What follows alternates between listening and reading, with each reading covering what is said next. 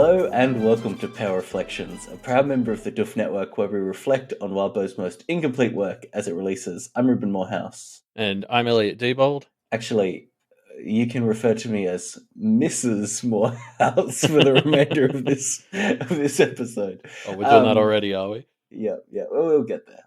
But yeah, sorry. Before we continue, we should mention this episode is being recorded live in the Discord. Say hi, everybody in the Discord. It won't come up on the audio, but they're all there. I can verify. So if you want to, they're all saying hi. If you want to be able to talk to us as we go, you will hear. We'll almost certainly pull out opinions from people throughout the show as they make points and raise interesting questions. If you want to be part of that discussion and recording process, the way to do that is by joining the Discord. Go to duffmedia.com/Discord, and the details are all in there.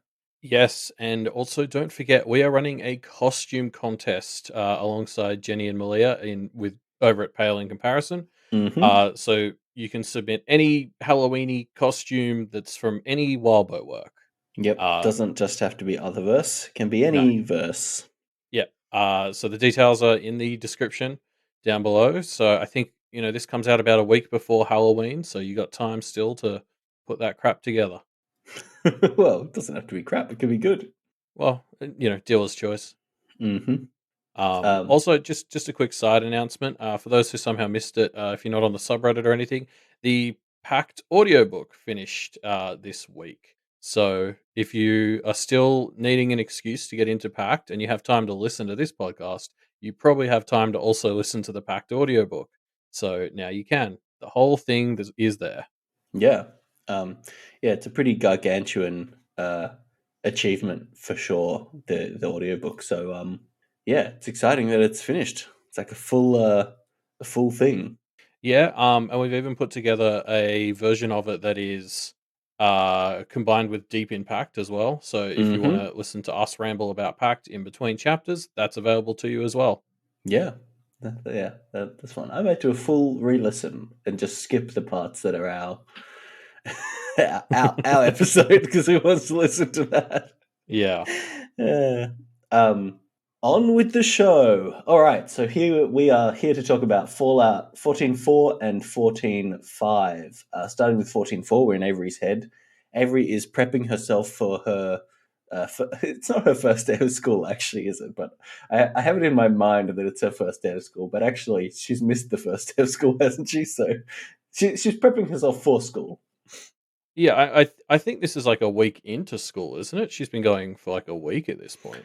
Yeah, true. But she's kind of choosing what definition she wants to operate under in this new location. And I just think this is wonderful. Like, I mean, this is the whole point of why Thunder Bay is a good place for Avery to be, right? Is because it allows her to get out from under the kind of, I don't know, baggage of who she was.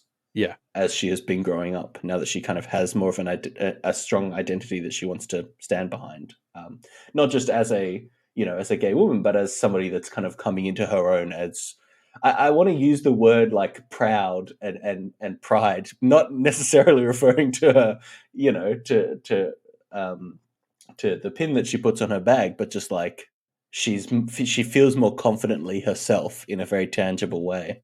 Yeah, and I think that's like a huge part of why I've already started thinking of the Thunder Bay Avery chapters as like the positive breaks, like the shining light, like nice chapters in between just the depressing hellscape that is Kennet right now. It reminds me that sort of back in summer break when we thought that could be the end, it was sort of like Avery is really, in a way, the only one who sort of felt like she was near a resolution to her character arc in a way, and that's sort of been carried forward into her as she's entering the next chapter of her journey, really being the one who's in the best spot and is kind of able to have the most lighthearted fun. Yeah, definitely. Obviously it's not perfect, but relative to Lucy Verona, she's doing fine. Well, yeah, it feels like Avery's chapters have gone back to kind of like maybe like the Blue Heron era stuff of like, cool, we're surrounded by other practitioners and there's always some inherent danger and politicking to come with that, but also we're just in a space where we can just like be ourselves and have a good time, you know? Yeah, even just the start of the story, like that's kind of what Kennet was like in arcs 1 and 2 because we didn't know how much we Oof. could trust the others back then. Yeah, true. Oh, back in Um, the good old days. and, like what's funny about this is like as much as it's like oh Thunder Bay is like the nice place where things aren't as bad, you know that's almost just leading up to when Avery finds out how hard it's been for Oh, Verona and Lucy, and she'll hate herself for it. yeah. Or you know, potentially Thunder Bay getting really bad. That Right? too, Like that too. we already we'll get to this with Avery's chapter later, but we already see that Thunder Bay is close enough to Kennet that Charles is, you know, making moves on it, right? Yeah. So I'm sure it won't stay, you know, with clean hands for long. um, yeah, but I mean that said, before it all goes to hell, it was really nice just having a chapter that opens with Avery like getting ready for school because I didn't realize until I was reading this how long it's been in the story since we had moments like this where a Kenneteer can just like do something in the morning and get ready for school and there's no pressure on them or on us like you know for so many arcs now it was always like even if we had moments where they were getting ready for something thoughts would drift into like we need to stop Yeah, things in a week or it's all going to explode. yeah. This was much Struggling to, more yeah. yeah, it was like, you know, like those earlier arcs like you sort of said where it was just like Avery just has a chance to breathe and just get ready for school. Yeah, definitely. It's kind of nice, right? Like, I think I had the same reaction when we had Lucy's date with Wallace as a chapter, or the parts of it Yeah. that didn't get kind of interfered with by the stuff that was going down at the time. But like, just the Kennedys being able to have moments of, I don't know, humanity, I guess you would call it. Yeah. Yeah, like obviously while Bo in the chat is pointing out she does have the pressure of going to a new school. So it's not like completely chill, but I feel like that's just so much less of a awful pressure than like, you know, oh, I'm getting dressed and in a week if we don't stop Charles, the world will go to shit. Yeah, exactly. Um it's certainly at least on my end I can be like, ah, you know, you'll be fine, Ave. It might not feel Yeah. that different to Avery, but it's very different for me as a reader. Um No, I think it does feel different to Avery. I think like because the whole this whole school parts of this chapter, her like consciously diving in and like taking some of these lessons that she's really learned and mastered through her time as a practitioner and using them to just be, you know, somebody that she's really confident and happy about at her new school. And yeah. I think But that's wonderful. I think she's having to like very consciously try and put effort in to be that person. Like it's still Sure. not like you know she's putting pressure on herself to be that person. It doesn't Mm. come supernaturally. I don't know. Does being that friendly come naturally to anybody? I think you always are gonna have to put in effort to be as friendly as Avery is being in this chapter. I mean, I definitely would have to as well. Yeah, but you know, it's just it's a pressure of like her trying to make the world a better Mm. place in this much more benign way as opposed to Yeah, yeah. yeah It's definitely feels like the same vibes of we know Avery is the person who loves making connections and making friends, and that's like fully what she is doing here. yeah. Which is it's just nice. It's just nice to see Avery in her element. Um, uh, the other person we obviously have to give a shout out to from this like morning preparation segment is Mm. Sheridan, who continues to be the worst at being the worst. Um, she can't help but like actually try to take care of Avery, and then she gives this like hilariously terrible bullshit excuse about why she'd be upset if Avery, you know, got attacked for her Mhm. sexuality. It's like, oh, that Mhm. would just, you know, be inconvenient because of the attention you get. And it's like, sure, whatever, Sheridan. You just care Yeah. about her. And Their like, I think, dynamic is fun. I think they're not even pretend like Sheridan is only half-heartedly pretending that that's the case, I think. yeah. It's definitely it feels like a fun lead into like Janine and all the stuff we'll get into there as well because this is the sort of warm up to somebody who, well, like Sheridan is someone who genuinely will be there for Avery when it counts, even though she gives off this toxic exterior, and that feels like a fun thing we can kind of juxtapose against Janine at Mm, the end of the chapter. interesting. Yeah. Um, also, there's a few moments in this start bit where Avery almost considers that she's maybe getting some bits from Snowdrop, like obviously through their Mm, connection. Like Sheridan keeps claiming that Avery stinks, and I think by the end of this, we think that that's actually Sheridan, and she's like projecting. But um, uh, Avery has a couple of moments where she's just got like food on her face and stuff, and she wonders if she's getting a bit of Snowdrop's grossness. Um, Well, the only person who confirms that she doesn't stink is Snowdrop, and you think Snowdrop, I don't know, like yeah, is not maybe the most trustworthy source on that one. I like I go back and forth on that because also we've used Snowdrop's good sense of smell to find people and stuff before. So, like, she could be nose blind to like opossum Mm, stink, but I don't think she would be. I actually think we have reason interesting. to trust her sense of smell in general. Oh, Giles Isle has pulled out an interesting point, which is that her mum doesn't comment on Avery's smell, but does comment on Sheridan's. Yeah, So like that that is was the pretty moment. in-textual, yeah, Yeah, confirmation. that was the moment where I was like, oh, I think Sheridan might just be projecting here. Like if she's dealing with her own bout of halitosis or whatever, she's just taken to that as her go-to insult now. Mm. Yeah, yeah. Um, but yeah, so before Avery leaves, she also gets reached out to by Jude, who gives some more details on paths that we almost certainly will get to see some of soon. I remember last time this happened, it was because we were going to see them in the like Mrs. Interlude or something, or the light bridge we saw when they were traveling back and forth. So I'm expecting we get at least a little bit of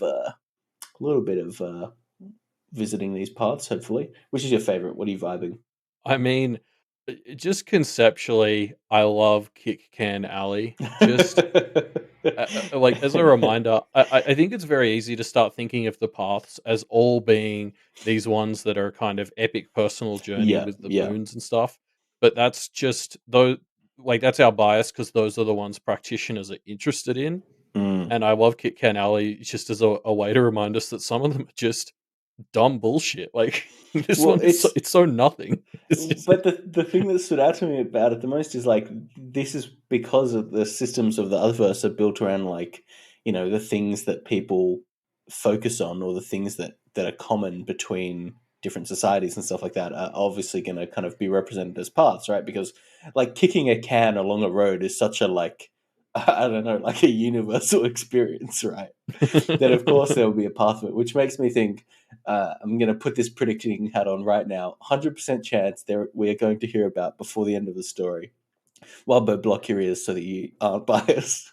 100% we're going to hear about before the end of the story a path where you have to like walk along a slightly raised kind of edge next to a pathway. You know how when you're walking along and there's like a small wall next to something, everyone will jump on it, and you almost yeah. certainly it's a very universal kind of thing of walking along this narrow pathway and kind of balancing on it. 100% that's going to be a path by the end of the story Yeah. because it's such a universal experience. I mean the closest we've seen to that would be the light bridge path. Yeah, true. Maybe the light Where bridge is you sort already of a have to representation of that. yeah, you had to like balance on the light beams. It's obviously like a little bit different, but a little bit the same. I don't know. Mm, I'm interested. So the first path, the main path that Jude goes over here, the build up. mm. There's sort of three options for what boon you can try and go for. I'm interested in which one speaks to people. Like you've got there's the one where you always get like a handy escape rope out a window when you need it. There's the one where you get a free crappy item every week, or there's the one where you get thick skin, but also you need it more. Uh, you would always pick the Jack Sparrow boon, right? Which is what I'm calling the one where there's always just a convenient rope or a kind of thing ready to help you out of a situation. Like, 100% that would be the funnest one. Of course you would pick that. It sounds so good. It's just one of those things where it's just like really good writing from Wildbow because like that's the sort of thing he wants to have in his back pocket. Like we'll get to the traveler's coin that shows up in a bit, and Mm, it's just they're these little things that he can just put in the story and then use later if he wants. hmm. Um, that said, I think I'd go for like the thick skin one. Um, Nah, I'm very easily annoyed by shit, and I could use well, the boost in not yeah, being annoyed by shit. that's fair enough. But the reason I think the Jack Sparrow one would be so good is because um, not just fun, but like as a practitioner, you really do want to be theatrical. Like Jack Sparrow would be a great True. practitioner because he's so good at being theatrical, right? He's so good at exactly nailing the way that he needs to sell the idea of himself. And look, am I getting a bit tinfoily? Maybe, but Jack Sparrow actually could be a practitioner because I was to about to the say, extent that when's your he, crossfit coming out? like the extent that he sells the image of himself as like this pirate that can achieve effectively magical feats is so true. Like the people in the Pirates of the Caribbean world believe it, right? Um, so I think Avery taking a bit more of that Jack Sparrow energy would just be, I don't know, Yeah. it would just be great. Like not just from a theatrical perspective, but from an actual like being a better practitioner perspective. The dramaticness of it would just be very wonderful. Yeah. That's fair. That's a good point. It definitely leans into yeah, very practitionery behavior. Mm. Um Also, can we just shout out just and I know I say this every time he shows up, but I fucking love Jude and how he's just basically like the Garrick version of Avery. Like one of the first things he says to her is, "My parents want me to milk you for info," and it's just like that's such an Avery thing to do, of just being like so unnecessarily honest about it. Transparent, Yeah, yeah, like 100%. I love these. I love that these two are friends. They're just. I can't. I really hope they do go and do something like the build up together because I think like they're such a great team. So let me ask you this question, Elliot. Do you think that that's no, to some extent it obviously is, but like I wonder if this was Jude and somebody else, if Jude's relationship with other people are like that, or if this is Avery's like I don't know what I want to call it, her just like pureness rubbing off on him and kind of making the practitioner world a slightly less shitty place. No, I feel like he was like that when we first met him. Mm, Um, I'm gonna chalk it up to just that's just him. fair enough. Um, yeah, Yeah. I like him too. He's good. Yeah. Sorry. Last thing from this segment that I really want to call out quickly. Kelsey asks if she can have Sylvia over for dinner. Um, I do hope we get to see this because it should sort of be a lot of fun. Um, Yeah, because I it's like mean, family dinner scenes are a classic Wildboy staple.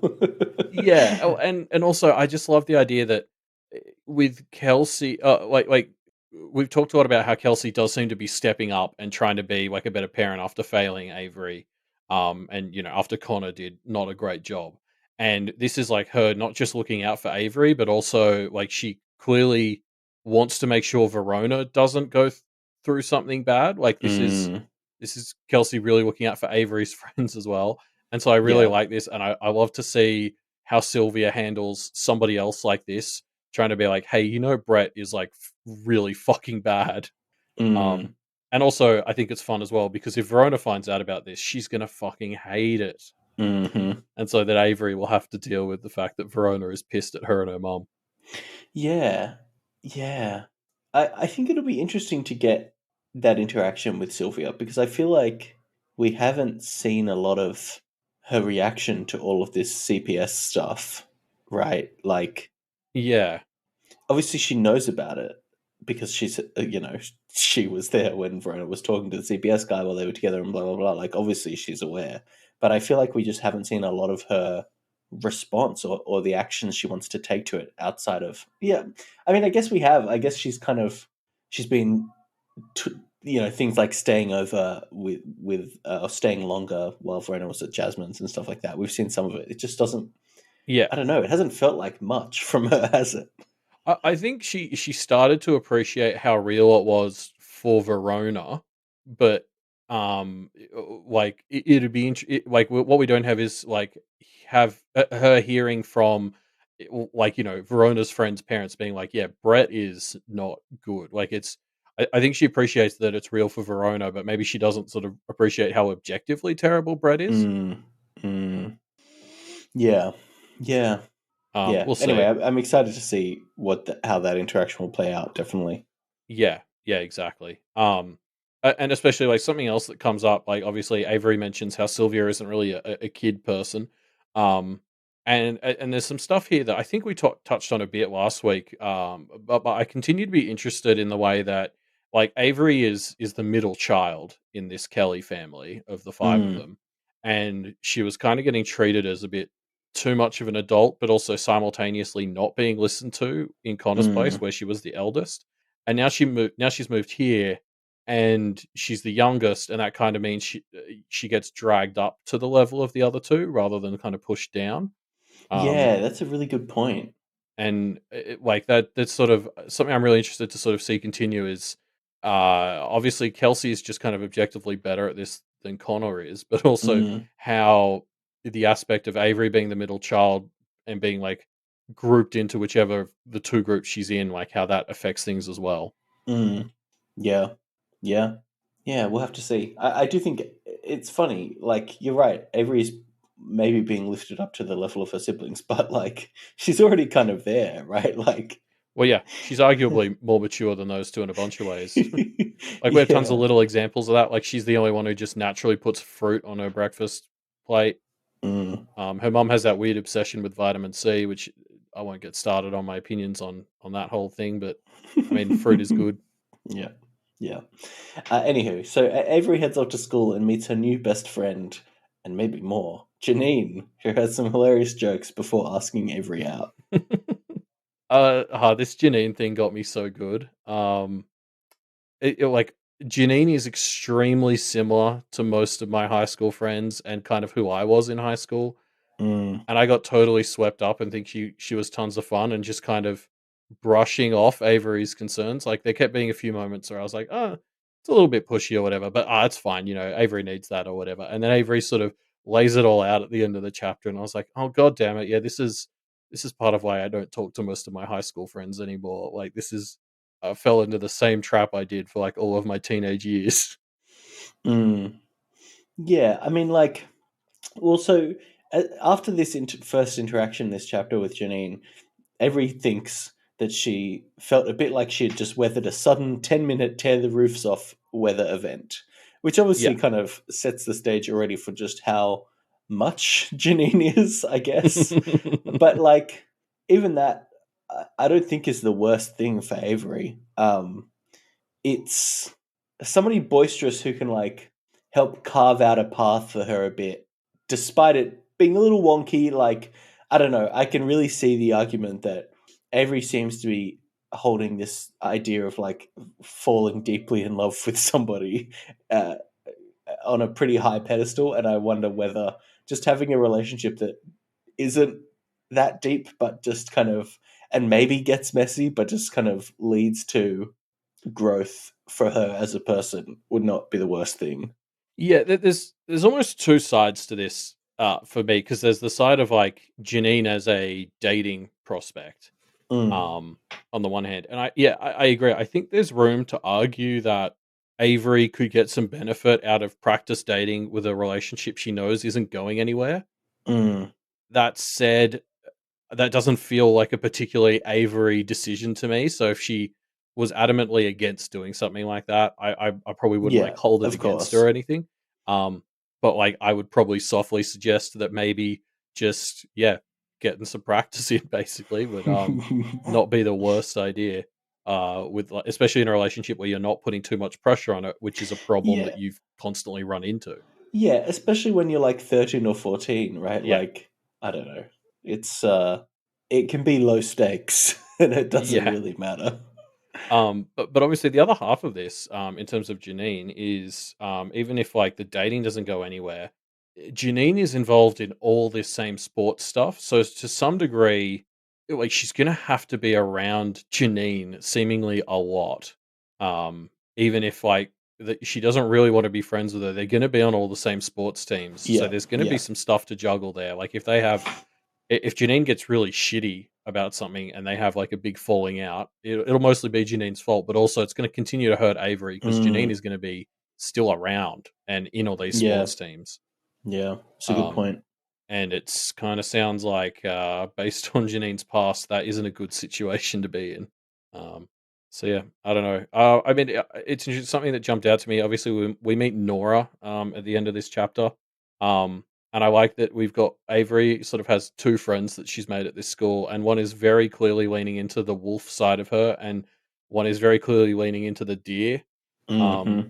feels like Avery's being asked to figure out how to juggle these two sides of her in her innocent life as well as the life of her practice, which is extremely fun. Yeah, yeah, definitely. I really like that as a pull because, like, the wolf mask is something that has its place for Avery, right? It helps encourage her to, I mean, it's like you mess with the deer, you get the horns vibe, right? Yeah. Like it's something that Avery does kind of need. Um, yeah, I think that's a really interesting point. Yeah, well, because Janine is almost like the universe begging her to embrace that wolfish side much more completely. Mm, Um, and whereas, like, I feel like we'd want her to strive for, yeah, as you said, the idea that she's nice until you sort of fuck with her or her friends or something. yeah. And Janine feels like it's going too far in the wolf direction, whereas Nora definitely reminds you of the Avery we met at the start of the story in some ways, like someone who's clearly slipping under the radar. Mm, Um, so it'll be interesting to see the effect she can have on both of these two people. yeah, yeah, definitely. Um, we should call out as well as Janine and Avery are like talking out this date and trying to see if they can plan it out. One of the like coins from the path just Yeah. fucking plops itself down in her locker, which is just fucking hilarious. Like it's such a great fuck you from the universe where you suddenly, because these coins represent you turning down a journey, and so like one of these coins just showing up is just the universe just rubbing that there's a journey potential in your face. It's great. It's a very overt way to signal to Avery, like you're turning down a character growth moment. Yeah, like we hadn't. I hadn't really felt like there was much of a downside to those coins when they were first introduced, and seeing one just plop in the middle of a conversation here, I was like, oh, that's the downside. Is the universe fucking plays mind games with you? Yeah, it's a pretty funny downside. um, yeah, we also get a bit of interaction with the Shimmeray here, which is very fun. a sh- just the fact that it's a character that rhymes and Avery to get in their good books also is rhyming just makes any interactions with a Shimmeray very fun. Yeah, I can't wait to see more of communicating with a Shimmeray because yeah, got to get hard. Yeah. Basically freestyle rapping your responses, which I think is delightful. So yeah, Avery is called in by Deb and tasked with dealing with an interloper who has strolled into town without observing the proper protocols. How God, dare they? yeah, no, what a disaster. Um, the thing that really stuck out to me this chapter is how annoying Deb is here, right? Like, there's a very brief interaction. This is a very brief interaction with Deb, but you get such a strong vibe of like Deb is such a hard ass. Like Deb's like, okay, blah blah blah, do this, and Avery starts looking up directions, and after a few seconds, Deb is like, why are you still here? Like, it's so, it's rough. She definitely gives off like vibes of like the worst kind of boss. Yeah, Like she's just so clearly on a shitty power trip in her yeah, interactions with Avery. yeah.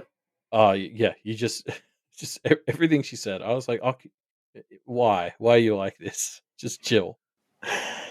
Like it Yeah. reeks of insecurity, and obviously Florin plays into that when he's talking about her later. Like it's clear that Yes. she's gotten a better position than she probably deserves because the person in charge of this place is a an elemental, and she's clearly just desperate to hang on to that position. Yeah. She's feels yeah, very like not secure. Yeah, Insecure is the word. Yeah. But we meet Frankie here, and Frankie's a very fun character to introduce because, like, to me, so this is Frankie is a new practitioner who's been awoken by another for their own plot, right? Which is like exactly how Avery was awoken, which I think is very funny. So I just one think that's fun to have a character introduced who is just a younger, I mean, not younger to the practice, newer to the practice version of Avery. yeah. But obviously, also the way that Avery approaches this is such a like kind and welcoming approach, which is obviously not what Deb wanted, but it's the perfect way to kind of ensure that this practitioner gets taught, the right way. TM. I thought that was very fun. Yeah, exactly. Like she manages to seemingly fuck up both Deb and Charles's plans here. Yeah. by basically just being Nice. good, which, Yeah. the fucking classic Kenneteer, like, secret sauce from the first half of the story. Uh, Yeah, I mean, that's always going to be Avery's approach, right? yeah. Do the nicest thing possible until you literally can't. Something I want to call out as like a bit of meta commentary, especially if people are listening to this, like years from now or whatever. Um, there'd been like some conversations on Reddit in the past few weeks about like, oh, what's the deal with like the awakening ritual and all that? Like, when does someone become, like specifically a practitioner? Mm. And Wildbow had been in that thread, and he kept being very clear about the fact that there were other ways to awaken. You didn't have to do the awakening ritual, like a certain others could knight you and stuff. And I thought it was like weird that he kept getting hung up on that as an extra fact. Like he seemed really insistent that people know that, and it was like, oh, it was leading into this. Yeah, setting up Charles, awakening his own practitioners. Which, again, can we touch on that? Yeah, Isn't that like against the whole vibe of what Charles wants to do? He's just making more and more compromises of uh, his stated morals to achieve his short-term objectives, isn't he? I mean, you could argue that creating a bunch of shit practitioners to just like undermine practitioners as a concept sort of fits his plan. Like, if he just wants to make it so practitioners like aren't as well respected, constantly feeding a stream of shit ones into the system would probably help do it. Yeah, I Um, suppose, but like, if his point is that practitioners are shit, it kind of cheapens that point. If he's like, practitioners are shit. See, look at all these shit ones that I made. yeah, Like, I don't know. It's not. I mean, obviously, Charles is not the he's not doing the cleverest strategies. So I, maybe I, this isn't news. yeah, I think, yeah, I don't know. I don't know how much of this is just like, yeah, that, or like obviously Avery gets into like more specifically what it seems like his plan was. Mm, Like there was a extra purpose to awakening Frankie like this. yeah. Um, because but like I guess the original read I had is, a huge part of the problem we've talked about with this system is the way that it's practitioners' inherent power. Like this is what Miss has been talking about. Like she wants to go back to wild practitioners because she thinks that like practitioners sort of being chosen and directly working with the others is a better system, and we obviously Mm, agree. And what Charles is doing could be leaning into that, except what he's doing is picking angry people who want revenge and not educating them. Like he is just creating explosions. yes. Um, and that's just like that is definitely classic Charles. Like he's taking this cool idea, doing it a bit wrong, and making it very violent and bloody. Like he's always almost on the right side, and then he just shoots the right side in the foot on his way out. Yeah, I mean, it feels like uh, politically motivated bombings, car bombings, or something, right? Like that's the vibe that you get from what Frankie was. I mean, that vibe kind of comes in a bit later when we get more details on what the council thinks and all that stuff. But like, I don't know, it's rough. Yeah, it definitely it's one of those things where I'm just like, I can see a version of this where what Charles is doing is actually really cool and is breaking apart the way practitioners inherit power. Mm, But that isn't what he's doing. he's he's getting angry people, awakening them, and then just letting them run free. yeah. Um, yeah. I Something that jumped out to me though when Frankie was describing what happened to her though is it almost sounds like she didn't really get a choice either. Mm. um, like Charles just sort of appeared to her and said, "You are a practitioner now. You can't lie. Have fun." And like you could argue that the Kenneteers did not make an informed decision, but Miss Mm. really did put a shred of effort into making sure that they agreed to this to some degree. You Well, know? and interestingly, so like Charles was also one of the people who was trying to make sure they knew what they were signing up for, right? Yeah, yeah. Good point. So he's really slipped since then. Um, yeah, it's almost like he's not going to be a good Carmine. That's my Yeah, hot take. it's almost like his morals are not internally consistent, and he's just doing dumb shit because he's a fuckwit. Um, Uh, Yeah, I actually really like this idea of Frankie too as just like a newbie that Avery's going to kind of get to mentor. Because the Kennetiers have kind of been the newbies for the entire story so far. Like, Mm, even though they were quite competent for like arcs 9 to 13, like on their return, they were yeah. still definitely very much always on the back foot and like not in a position to relish what they learned. Like they were always using it under pressure. Um, Mm, I love this idea that now we have our new like confident Avery. One of the things she's going to be have to do. One of the things she's going to have to do here is be somebody else's mentor a bit. Like mm. take a bit of responsibility. Like that's such a fun new angle for to explore with Avery. Like on top of all the shit she's doing within her innocent life, now we're going to have to see her try and be a bit of a life coach for a practitioner. Yeah, I really like that as well. Like, she's, while she doesn't accept any kind of karmic responsibility, I think she, as a person, will just want to make sure that Frankie is kind of doing Yeah. okay. So inherently, she is kind of accepting some responsibility there to uplift Frankie. Oh yeah, I don't think I don't think Avery has any like hard ownership of Frankie, but think she's just going to be the kind of person who will end up helping her. Yeah, 100%. And I think that's going to be such a fun dynamic because we've never really seen Avery be that person. Um, Mm, we've seen other people gravitate to her and think she's cool, like small goblins and Kerry's friends and stuff, but she's never accepted that part of herself that is like a cool role model, and now she's going to kind of have to. mm. Yeah, yeah, a fun growth moment for her. Um, so yeah, Avery heads back to school, and we cut forward to lacrosse practice, and Avery is absolutely rocking everybody's socks. Yeah, and Coach Artrip, just want to give him a shout out because he remains cool as hell. Like Avery runs real fast, but then throws bad, and she tries to get down about it, and Artrip's just like, "No, we can figure that part out. Like you know, you're right." Like he's a cool dude. He really cares, doesn't he? Yeah, Comparing this to the other teachers that we see who are kind of trying to do their best, but in a system that is not supporting it, it's kind of, it makes it even more depressing next chapter, I suppose. yeah. Artrip is kind of exactly. He feels like a really good fit for who Avery needs in her life Yeah. for this side of her life, and Mm. yeah. Again, this is just the Thunder Bay versus Kennet dynamic. It's really nice that Avery has that, and it's a real shame that Lucy and Verona don't. Yep. Um, but I want to pull out my favorite quote from these chapters, which is when Janine says of Avery's mum, "She's hot. I guess you'll be hot when you're older, huh?" And then Avery's response is, "Of course. Has anyone ever heard your mum is hot and been like, gee, thanks?" Um, yeah, just like Janine is at a 10. Like, there's just no off switch. I do like that Avery compares Janine to Verona, though. A comparison that maybe is a bit unfair to Verona, but fun anyway. I think there's a shred of merit to it. I do agree that it's kind of unfair, but Yeah.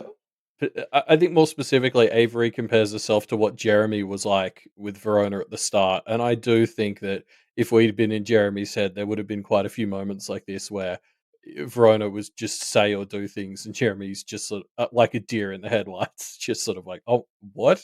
Yeah. Okay." Yeah. Um, Uh, yeah, yeah. We've obviously there'll be a lot of Verona and Jeremy talk to do next chapter, I suppose.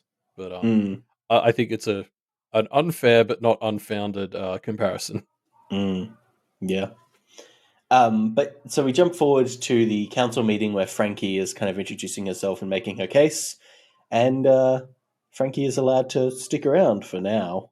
Yeah, but Avery does spend most of this chit chatting with her new BFF Florin Mm, off to the side, and I guess we'll talk about him more later. But this is a disaster. I just can't wait to happen. yeah. This guy's clearly fucking trouble, and Yeah, God. The more we he's just find out, schmoozing his way into Avery's head, and yeah, yes, he indeed is.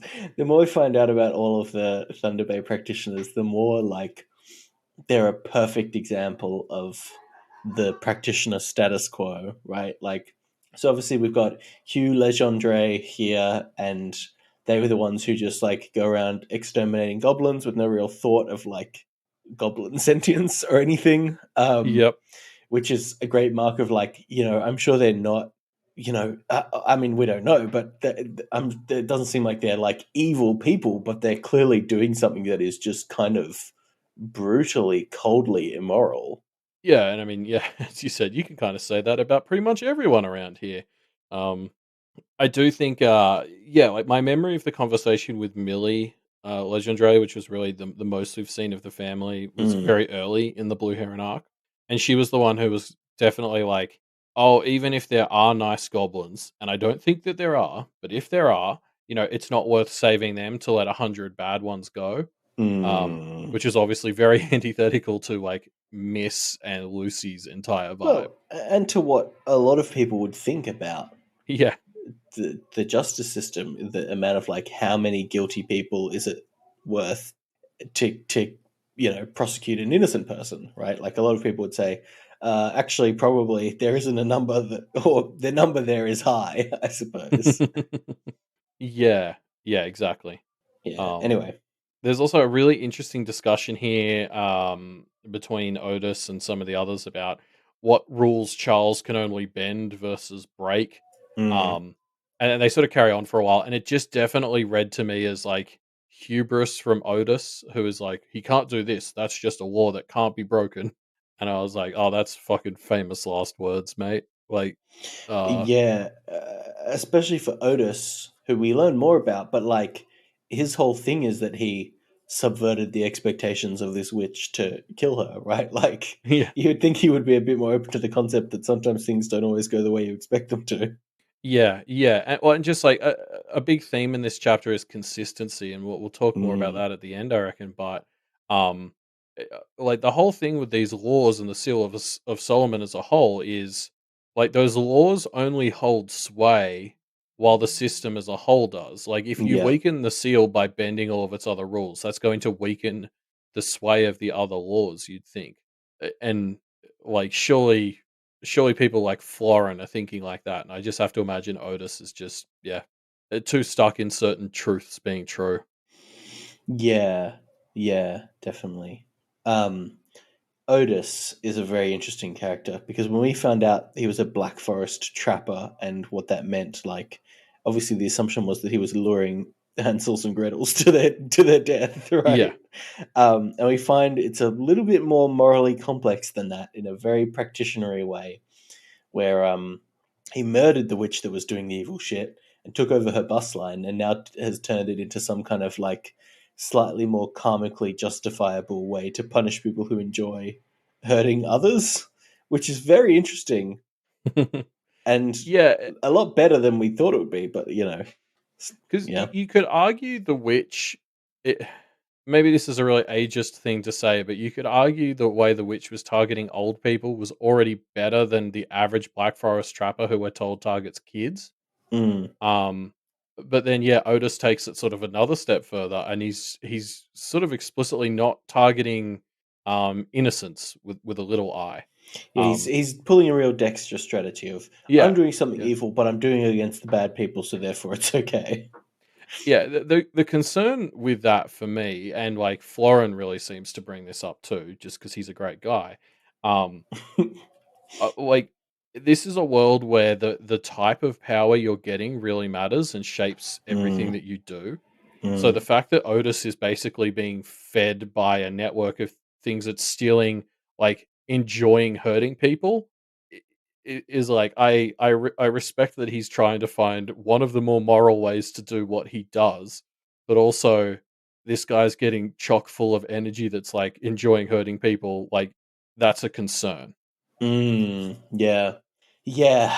I mean, again, like, Wildbow has put in chat that Thunder Bay is kind of cool because it's a chance to see a normal, in air quotes, lordship and practitioner community, which is like very true.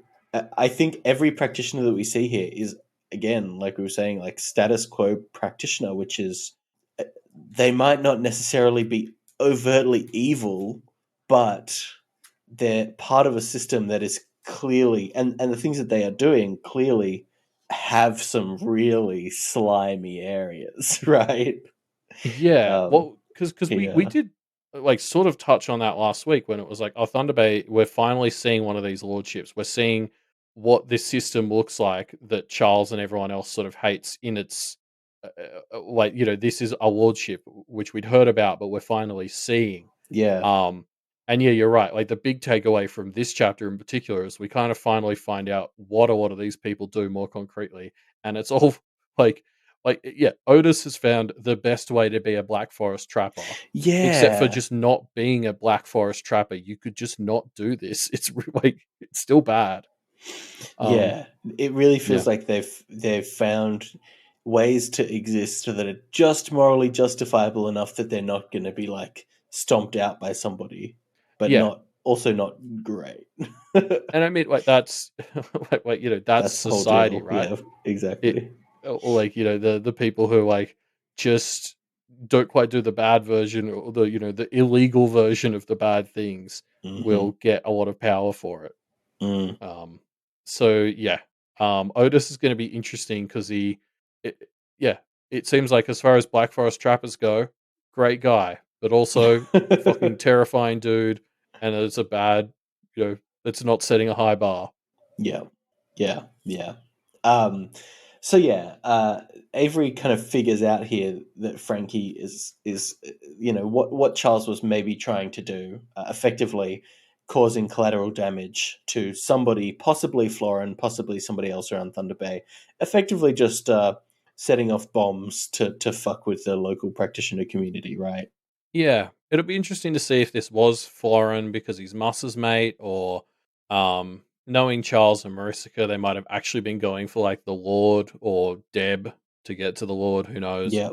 Um, I just really enjoy the moment where Avery tries to describe to everyone what the diagram looked like, and she's like doing this goofy hand gesture and sort of saying it was doing outward spirals and stuff, and Florin just sort of quietly under his breath goes, How long were you at the Blue Heron Institute?" Like, um, it's just a great moment of even as Avery is uncovering this sort of side plot before everyone else here, we are just getting reminded that she is not a practitioner. She is No, still very yeah. much just goofy little Avery. Very much clearly feels like an outsider. Yeah, a wonderful moment. But yeah, like this is some great Sherlocking by Avery here. She kind of Yeah, deduces what's going on, and I think it leaves a good impression with the council that she's proving her usefulness here. yeah. Um, So good job, Avery. I guess having your entire practitioner life so far be dedicated to unraveling a fairy plot makes you quite good at like That's thinking solving about this side mysteries. of things. Yeah, yeah. um, and I mean, speaking of, there are suggestions that Marcy may have been just involved in this, Mm. which is very fun. Because we weren't entirely sure if we'd see Marcy again that soon at the end of summer break, and I'm glad that. Wait, yeah, this doesn't feel like a Charles plot. This whole thing with Frank, so I am inclined to think that Mariska was involved, and I'm very excited Mm. by that. Yeah. Yeah, yeah. I like. You're right. I didn't think we would see hints of Marika so soon, but there's still questions left to answer for Marcy. So, I'm sure we'll start to see her again. Yeah, because not only do the Kenneteers not know that she's an obvious Verona analog yet, um, but there's something to point out here, which is just because we're sort of done with the Carmine plot, it doesn't mean I think that we're done with the mapping of the culprits to the Kenneteers. Like, if we go back to the idea that the culprits were kind of analogs to the Kenneteers who had like taken things too far, Mm, I feel like you could kind of see the unhealthy reflections of Kenneteer behavior in the ones we know about. Like, Edith is the obvious one. Like, Avery has gone away and is making new friends and helping from afar. Edith is fucking sticking by Matthew, like a wet sock, mm, mm, and is doing the opposite. She's doubling down on this shitty, like needing to be around Matthew behavior. Obviously, we've got like Charles, who's sitting on top now and just like causing trouble and being violent and hateful, and that is kind of juxtaposed with Lucy, who's like really lost right now and is like in the process of, I think, figuring out what the hell she wants to do. mm. um, and so it's going to be really interesting to sort of see as we learn more about Marissa how she is reflecting off Verona, because those two very much shared this idea of we want to change, but we don't know how. And we're to jump ahead a bit, Verona is finally starting to think about what that might look like for her. And will Mariska be the opposite or the same? Or yeah, So if it's the opposite, I mean, Verona is kind of finding that she's actually settling into this new dynamic more better than expected, right? So does that mean that Marissa is actually potentially starting to regret what she's done? that would, yeah, probably if it was the opposite. But honestly, my gut tells me I think it's almost more fun if in Mm, the Verona Mariska example, Walbo might flip the script and actually the two are going to be in very similar places, because I think mm, Verona's the one whose journey is sort of she's making really good strides right now, but she also, I think, big picture, is kind of struggling in very similar ways to Lucy. And I think it'd be yeah, really fun if her and Marissa are actually just not that different right now. yeah, yeah. Interesting. Um, to pull us back to this Frankie situation, something that I like here is as Frankie exits this chapter, she says, "I guess I've got a pet goat now.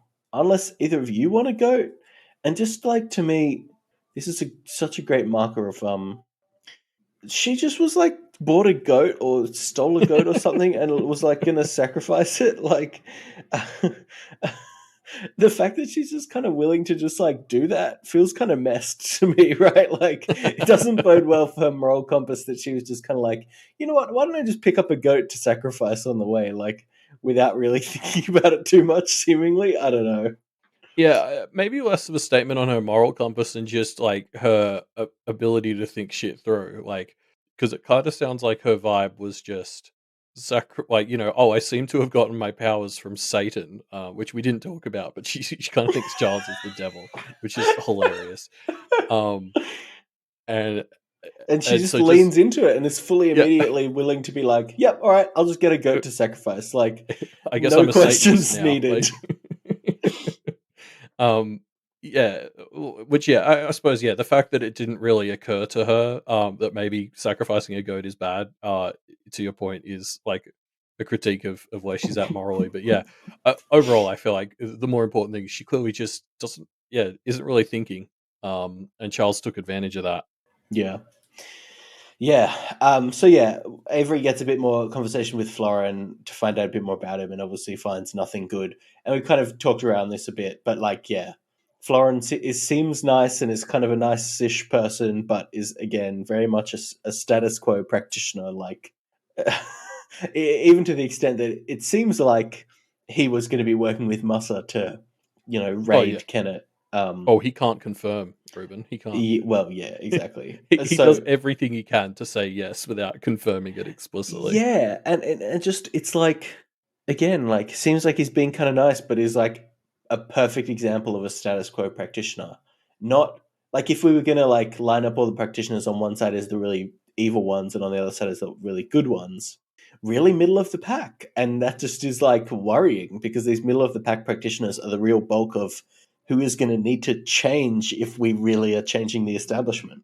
Yeah, although I don't know. I'm still very much putting him right next to Alexander on that scale of like I think he comes across as really charming.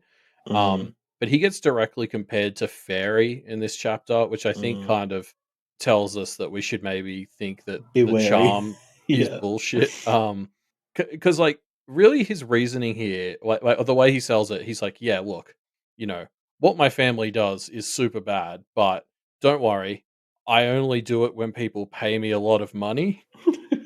Oh, that's okay then. Yeah, it's like, oh, you only do these terrible things when you make money out of it. Oh, actually, you're a swell dude. Um, like his defense essentially amounts to you don't have to actively worry about me because I don't tend to use it against other people on the council. Like Mm. he only really tries to justify himself in the sense of you don't have to worry about me because I'm not planning to come after you. Really, Yeah, which is not a very practitionary defense of yeah, like yeah. it doesn't impact you, so you don't have to worry about it. But just like I guess sitting next to like the Black Forest Trapper, here's just another conceptual practice that I'm like, we could just erase this from the world and it would be a better place. Like Mm-hmm. there's no reason we need puppeteers at all in the world. Mm. Uh, and like, he mentions he's got a bunch of bound others who he uses for this thing. It was like, no wonder like Bridge and McKay were so scared when they invaded the town in, is that Arc 9 or 10? Mm. Those are obviously like our little doppelgangers, and they seemed so afraid of practitioners. And it's like, well, now we're seeing exactly who they were fucking afraid of. Like, Florin is exactly the sort of person who would take them, bind them, and use them. Mm. Yeah. Yeah. So yeah, interesting. Thunder Bay is a really ideologically interesting place for Avery to be. Yeah. So I'm excited to see. Yeah, I guess how she treats it. And how it treats the changing world. Like, what's so great is Mm. this place has entered the story. Like as Walbo mentioned before, place has entered the story as this is the status quo generally, and so it's going to be our marker for how Charles's stuff is going down.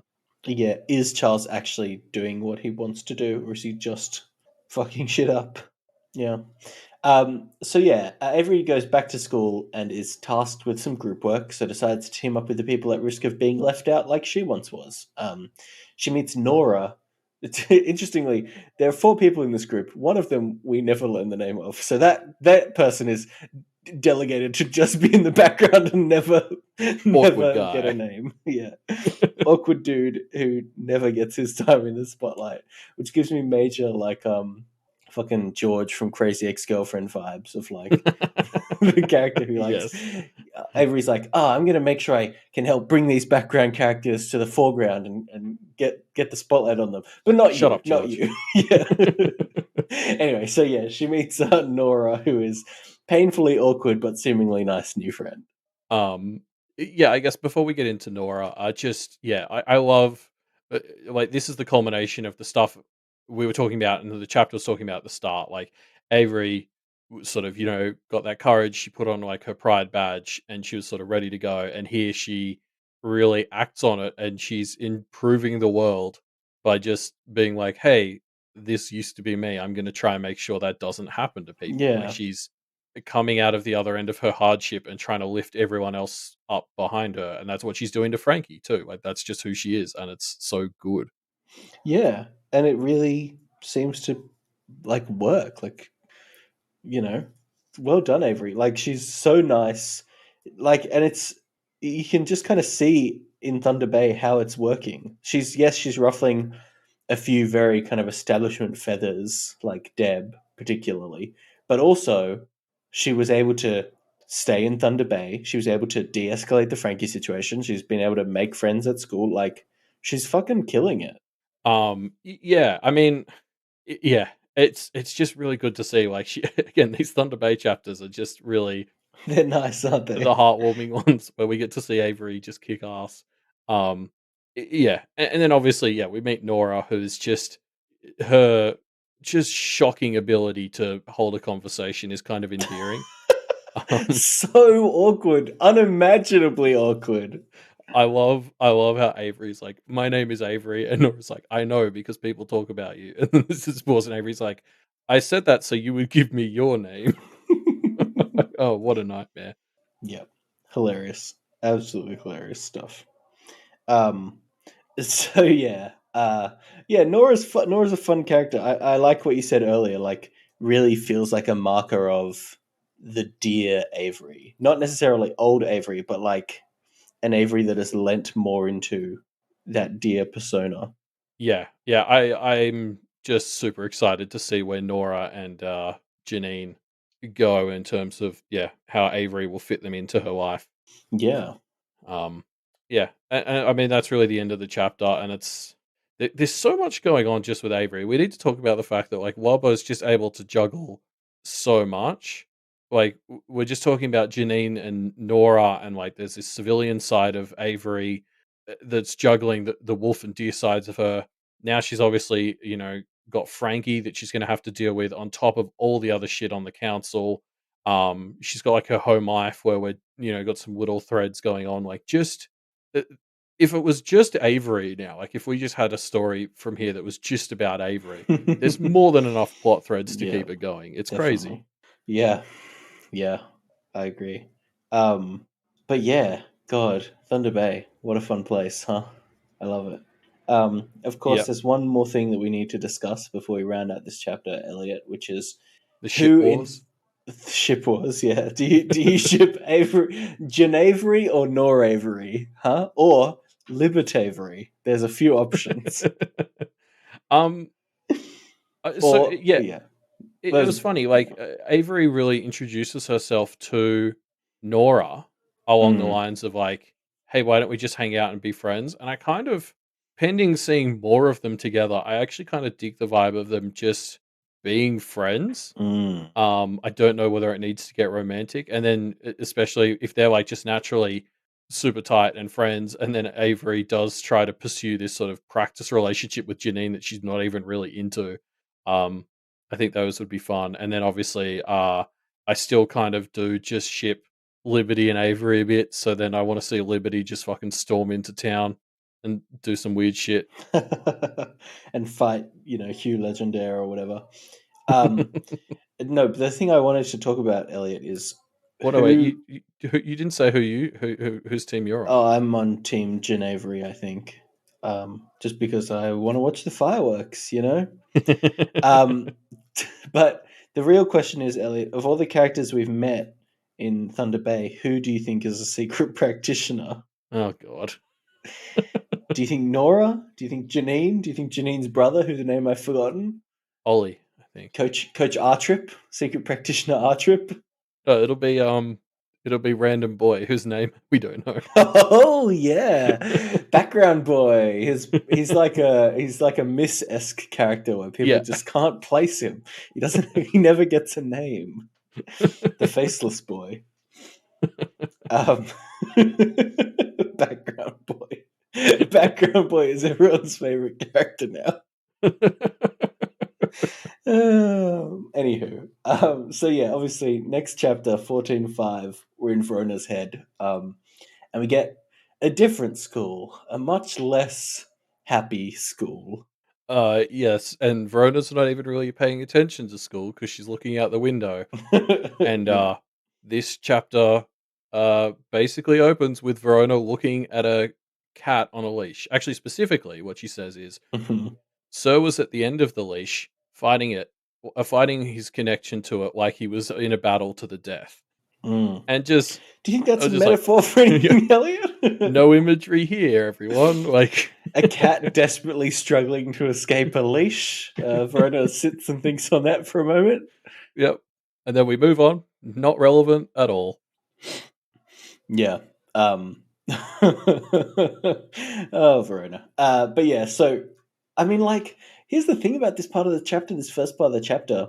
Verona and her friends are really having a good time. Like, the gang of five that we've got here, which is Verona, Jeremy, Lucy Wallace, and Melissa, the core Yeah. team, the dream team, they're all like having a really good time hanging out, despite the fact that you can kind of feel Kennet sliding into its knottedness. Yeah. Um, they are having a good time. Yeah, like honestly, I was just really enjoying the vibe of this friend group here. Mm. They actually felt like five sort of really solid friends.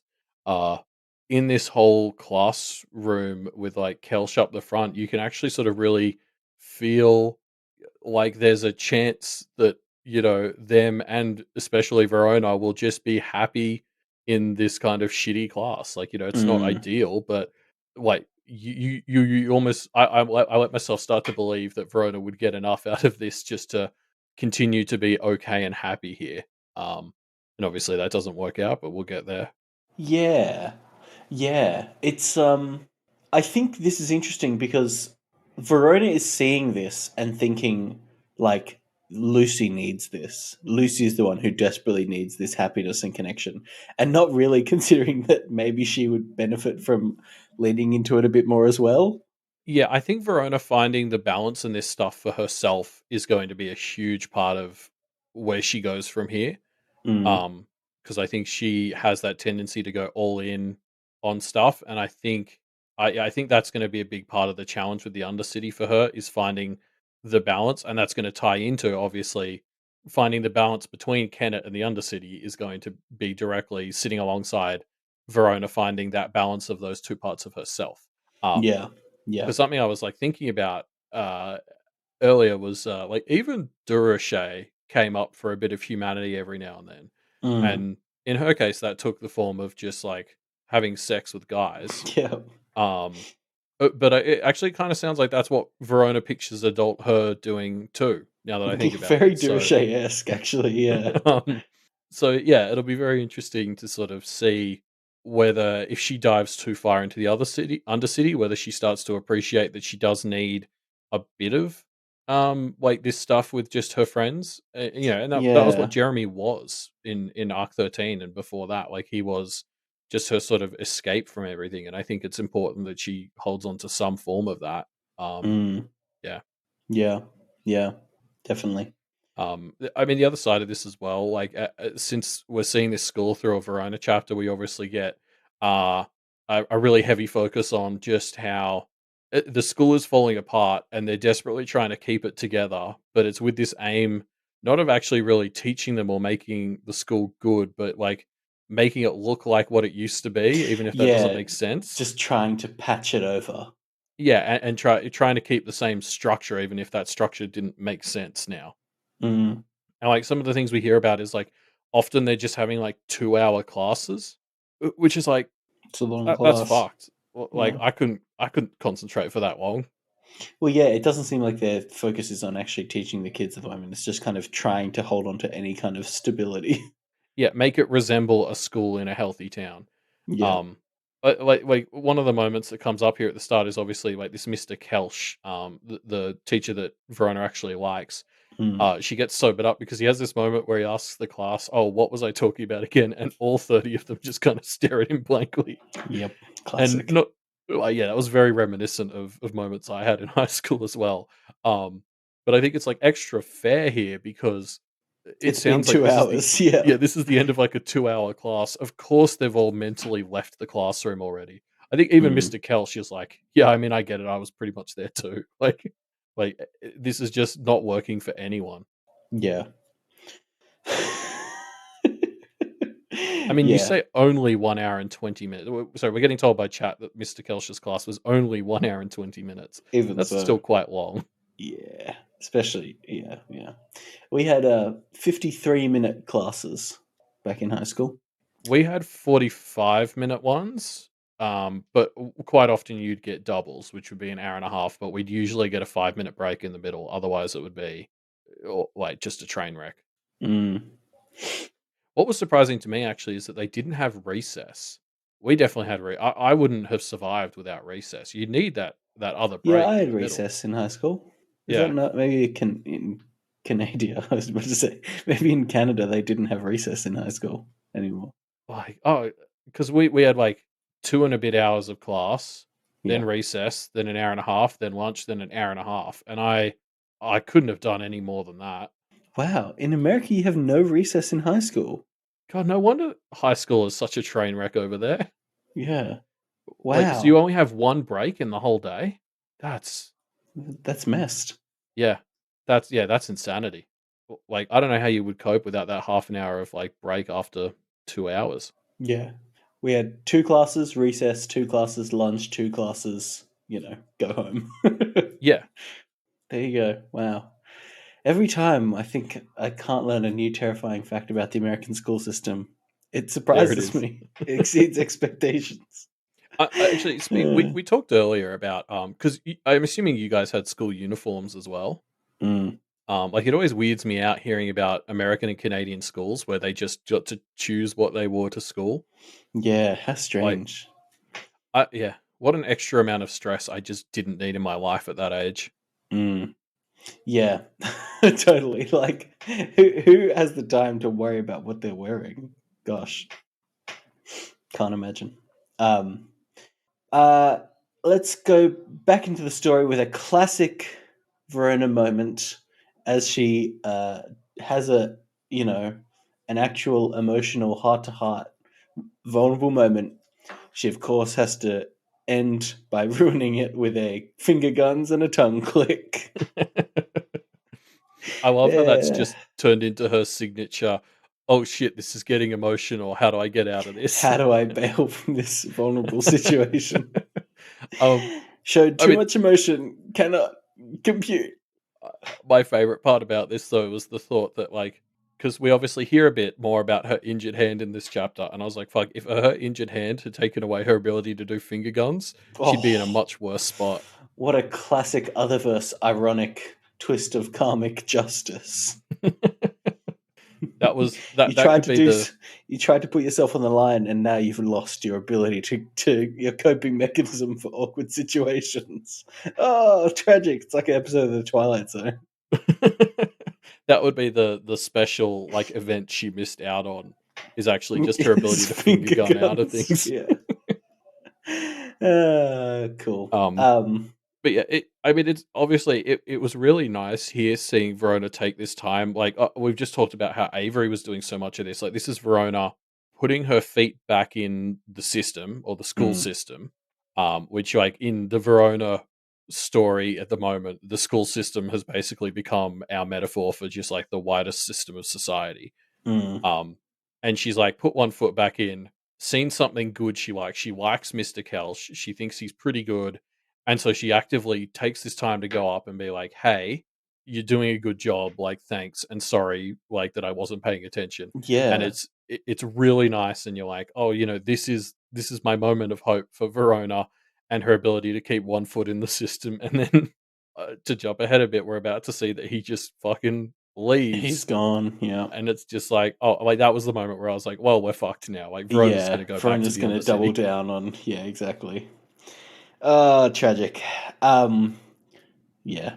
Sorry, but before we leave the class, now that we're back having classes in normal high school, it's time for the return of the segment. What does the class that they're learning about that Walbo chose to show us say about the story? Um, and I mean, obviously, this class they're talking about here is just like human rights, which is, I guess unsurprising, really, that it's very relevant to where the story's going. Mm, We've got like all the crazy shit Charles is doing where he's trying to upend the system. And then also obviously the Undercity sits here as like, what rights should the people of the Undercity have? Um yeah, I can't wait to see if we get some more snippets of their work in this human rights class and see how that fits into what they're dealing with externally. mm. Yeah, I mean that's kind of obviously been a fairly large theme of not human but other rights, I guess. Yeah. But yeah, so the gang head outside to get some quality cat time, and Melissa's mother invites them over for a nice proper lunch. Yeah, and this is like we already talked about how the five of them feel like really good friends. This is where it just starts to pivot directly into like kids on bikes genre Mm-hmm. vibes. Yeah, They don't actually get on bikes, but just yeah, the group of them all heading over to Melissa's for lunch. Really, yeah, you just really feel how tight this group is right now. yeah, it's really nice. I was kind of worried that it was set up for like maybe Wallace or Jeremy or both, leaving town or something like that. Like, I don't necessarily think it's that. I think what we're setting up in this section is Verona noticing how nice this is for Lucy. But Yeah, yeah, what a heartbreak if this gang gets broken up even further. I mean, we talked about this a bit last week, but there's an argument for the moral thing to do right Yeah, now to but I be don't. pushing them away. Yeah, but it would so clearly be bad for Oh yeah. Lucy and Verona.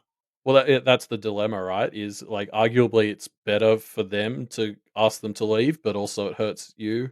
Um, Also, what's funny is I don't know how exactly the roles work between Kennet and the Kennet Undercity. Um, but like if Verona is enough of a presence magically in Kennet, if or like Wallace, if Wallace leaves, does that mean that like a boyfriend for Lucy appears in the Undercity, but he's a It's really not. I don't terrible think. boyfriend? I think Verona has said that it's not that analogous, but Well, it seems to be like loosely like roles. Like if a mm, if a social studies teacher leaves, they kind of get one down there. mm, Um, so all I'm thinking is because the Kenneteers hold a kind of special magical role in the town, does that mean interesting. their relationships with people count in that sort of way? it's very tinfoily, but I just think it would be hilarious if like Wallace had to leave and then Lucy found herself facing like this twisted undercity version of like what her boyfriend could be like. Yeah, like a real bad boy type with one really strong arm. Just like one of the Leos siblings, that Leos guy just shows up in the undercity. Yeah, yeah. Um, it would be very silly. But yeah, good stuff. And I love Melissa's role in this as well, right? Yeah, yeah. Because what we really learned about Melissa in like I think it was arc 10 or so was just that she's just really fucking lonely, and Yeah, like there's all poor these Melissa. moments. Yeah, there's all these moments where like Mia kind of as an afterthought invites Melissa to stuff. Like you can actually sort of see what Melissa was talking about with the way her friends were treating her. Um, as much as some of that may have actually been self inflicted, but whatever. Like what I like here is that you really feel in this group that they're not willing to just leave her behind. Yeah, she feels Um, like a very natural part of the group, which I yeah, thought was wonderful. yeah. Like, Like I there's guess not you could. even there's not. You mentioned Mia calling, asking if Melissa wants to come, and how it feels like an afterthought. But there's no moment where you know Jeremy or Lucy or Verona is like, "Oh, Mia, do you want to? Sorry, oh, Melissa, do you want to like come with us or whatever?" Like, it's just very naturally this is their group, and that feels so Yeah, nice for Melissa. arguably, Sir is a part of that. um, Sure. but I prefer to choose to read this as like, yeah, just a good sign. Yeah, yeah, I think it's a good sign. I mean, yeah, you're right. They're going to see her cat, so it's not like they have to invite her along. But like, there's not even a question of like they just are so naturally a group that fits together. It's very nice. Yeah, I think the fact that maybe it sort of starts a bit centered around the cat or whatever doesn't matter. Like this is what we used to yell at Avery about. Like Avery had this extra romanticized opinion of like, oh, my friendship needs to be like supernatural and start and have been for life. And I think the idea that Melissa just the cat, it was Jeremy who gave her the cat too. So it's like the fact that the cat is a bit of a vehicle for this thing to start doesn't diminish how real it is. Yeah, it's still despite the fact that that's the lead into it, it's not invalid. Yeah. Yeah, exactly. And yeah, like I remember having this conversation, like Lucy and Avery having this conversation in like arc 6. Mm, Um, yeah. Also, it's worth calling out Melissa's mum, like how Mrs. Oakham just when it seems like all of them might just go and do their own thing, she immediately just goes into like, "No, I'll buy you all the junk food. Please just walk home with my daughter." Like Melissa kind of gives her mum shit, but this is definitely like Melissa's mum pulling a bit of a Kelsey here, and like she knows Melissa really is struggled lonely. over the Yeah. summer and lost all of her friends, and she sees Melissa with new friends, and she's like, "Over my dead body, will you guys go and do your own shit?" It's a really good move. Yeah, and it works pretty well. I mean, like Yeah, obviously Melissa's a bit embarrassed of her mum, as all teenagers are, but it's uh it's nice. It's very nice. yeah, I think Melissa's mum actually does exactly the right thing here. Yeah. Um, but we should talk about this sort of final moment where it gets called out that Lucy and Wallace are holding hands. Mm. And then Verona notices, or at least thinks she notices, Jeremy kind of Jeremy noticing enviously, it. Yeah. yeah, noticing that. And it actually, to me, I think it doesn't even matter whether that's in her head or not, because it's like the point is that this is like this shitty weight she's going to have to continue carrying in this relationship where she is always going to be probably a little worried that that's something Mm. Jeremy will want and that she like can't It's not provide. what she wants. Yeah. Yeah, like it was just like I hate it because there was so many moments in this scene where like I really felt like her and Jeremy were in a really good place. Um, like she has to give Sir to Jeremy at one point to like appease him with the kitty principle, which was like this really fun, like equitable sense of like Mm. that's a rule for her, but now it also applies to him. Like Mm. they're in a really good spot where they can kind of both call each other out on a bit of bullshit, and it seems really good. And then you just sort of hit at the end with this like, yeah, there's this little unfortunate and kind of unavoidable in terms of with Jeremy just aspect of their relationship she's always going to kind of have to worry about. And I think her her ability to handle that is going to be super interesting to see going forward. Like, is this, yeah, will she talk about this with Jeremy? Like, will she do something crazy? I know where I'm putting Mm. my money, but yeah, we'll see. Yeah, yeah, yeah. I think she's getting better better at all this stuff. So hopefully, the fact that she's kind of semi noticing this will prompt her to just kind of recheck those boundaries and make sure everything's all good. Yeah, but I feel like there'll always be a part of her, even if she talks about it with him. Mm, Like, there'll still be that like little shred of doubt that like he's just being nice or what they have is good enough or mm, something. Yeah, I don't know. Like, it just hurts. I'm yeah, interested to see where it goes because I don't know what the answer would be there. yeah. Um, yeah, Verona and Lucy are in class the next day, and they see Miss is here to see them. Unfortunately, Mr. Kelch has moved away, but luckily, he's been replaced by a very cool, hip new teacher with a very cool last name. Oh yeah. This cameo of a person Mm-hmm. who is the bad replacement for the cool teacher. Yep, yep. Yep, what we all aspire to be. I found this very fun. Now, some may say it was explicitly confirmed this was an unintentional, but I refuse to believe that. Yeah, no. If I were you, I'd be holding on to this for Yeah, dear life as a yeah, cameo for sure. cameo. This character who is not the same gender as me looks and acts nothing like me, but no, it's me. The cameo we've all dreamed of. Yeah. Um. Um, Anyway. but yeah, uh, no. Oh, obviously, yeah. It kind of sucks that like Kelsh had to leave. Like, I guess I already talked about this, but like this just feels like the sort of nail in the coffin of Verona sticking around school. Um, I think she'll be back there, but like I think mentally she sort of leaves the school the second this happens.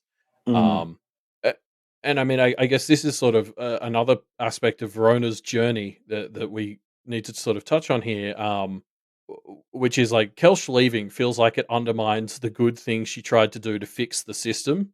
And that's really yeah. just a microcosm of basically the first 13 arcs for her. Like Verona, tried to play nice and played by Lucy's rules in arc 13 when they had that argument.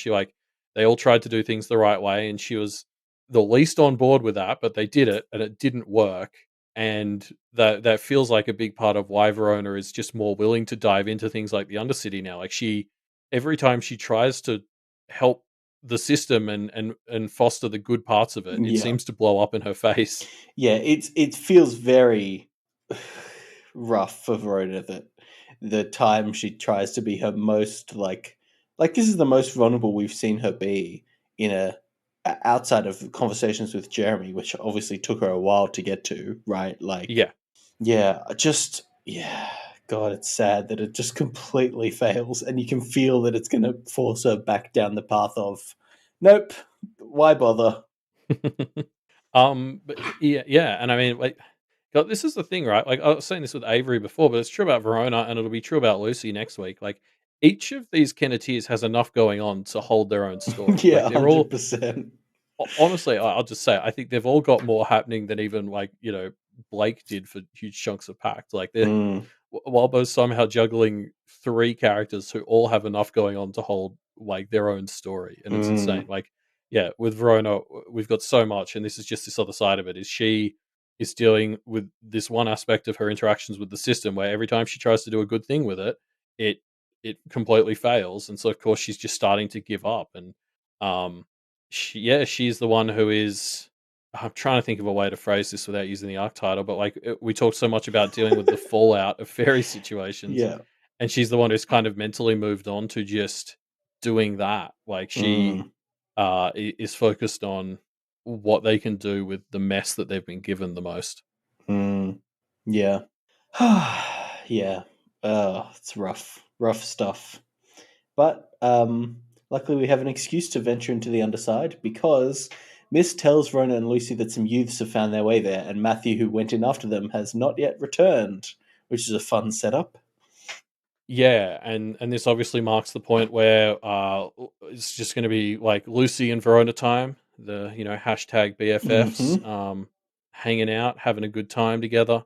Yep. Uh, And gosh, has their dynamic yeah, hit some rocky patches here, huh? yeah. But before we get into that, I do want to say, like, noticing these two together here in 4 or 5 really made me appreciate how those first 3 chapters really focused on each Kenneteer. Like, I think we talked about it last week when we got to the end of those 3 chapters, but Mm, um, it's sort of really just worth reiterating that as each Kenneteer is juggling more than enough character threads to handle their own story. Um, that we really got some space with each of them alone first to kind of establish that before we now start to play Lucy and Verona's off of each other. mm. Yeah, I think that was a really really important writing decision. yeah, definitely. Giving us a bit of here's where everyone's at in their own head. So now we can start getting into some more complex situations with a bit of calibration in mind. Yeah, and it was even the same with Avery's 4.1 really introduced all these new aspects of her life, but like we didn't really meet Janine or R Trip like or the new Thunder Bay people. We didn't spend too much time. It was very much like here's where Avery is at, and here are the new aspects of her life. But it was much more Avery focused, whereas 4.4 was arguably a bit more about explicitly making us think about Janine and stuff. Mm. Yeah, yeah. But anyway, I suppose we need to get into Verona and Lucy's dynamic here. Yeah, God, this is the saddest part of this chapter, right? They just can't be get on the same page. And I don't know, like I guess to sum it up in brief, we're in Verona's head, so we really get more of Verona's perspective, I suppose. And her perspective is I want Lucy to be able to have some semblance of normality because she's gone through such a hard time. So I'm just going to take the brunt of all of this stuff on my own shoulders because, you know, that well, that's what Verona is thinking, at least. There's possibly an element to it as well of Verona just kind of wanting to dive fully into the other side so that she doesn't have to worry as much about the human side. Yeah, I mean, it's just And that's effectively Lucy's argument is not wanting Verona to do that. yeah, like it's just a mess with these two right now. Like Yeah. there was definitely a side of the fandom, and I think myself included, who got a bit obsessed with trying to say who was right and who was wrong last arc. Mm, Whereas like definitely, I'm reading this and I was just like, oh, I don't know what to do with either of you. Like, yeah. They're both in just quite bad places, huh? because like Verona is absolutely correct that she is a better fit to handle this place. Yeah. But then also I think trying to keep it from Lucy is unfair to Lucy and honestly a weirdly hypocritical motive to have where she doesn't want Lucy to worry about the Undercity, and it was like, isn't that exactly what Lucy's doing to you that is pissing you the fuck off with stuff? Like Mm, um yeah. So like I think Verona's right, but also wrong. But then I'd say the same about Lucy, where like Lucy uh, is kind of right to be worried about Verona, and I think is justified in wanting to try and talk to her about this stuff. But also, w- as much as Lucy's gotten better about the Jeremy stuff, I do think Lucy's idea of things getting better for Verona is still to push Verona towards just being quote unquote normal. mm, And I feel like we know enough about Verona to know that, like, even without her dad or any of the other like traumatic shit, that's still just not her. not her. Yeah. And so like part of it is Lucy almost needs to change her perspective on what helping Verona is, as much as Verona needs to change her perspective about how letting people help you isn't the worst thing in the world, and you're worrying Lucy more by kind of cutting her out of stuff. Like they're just Mm. they're kind of both doing the same thing and the wrong thing with each other. Like it's just so hard to watch. Yeah. Yeah. It's really God, like it's really unsettling in much more of a quiet way. Like when they're at each other's throats when Verona was staying at Lucy's, you could kind of feel like that was their pent up frustrations and the pent up pressure of the situation leading to them kind of blowing up, but in a way that felt like, they're having an argument, but they'll get back to themselves eventually. Whereas this is like, it really just feels like they're so on different pages. I don't know what the future of their relationship looks like. Yeah, I mean, I feel like I've quoted this exact reference that isn't even a very good one, but I'm just sticking to it because it's my thing now. Like obviously, there's that movie Good Boys, which is just basically about learning that you can grow apart from the kids who are your best friends when you're like in primary school, and that's fine. You can still be friends, but they're not going to be your best friends anymore. I'm not And that familiar with this movie. Hold on, let me just quickly look it up. Good Boys.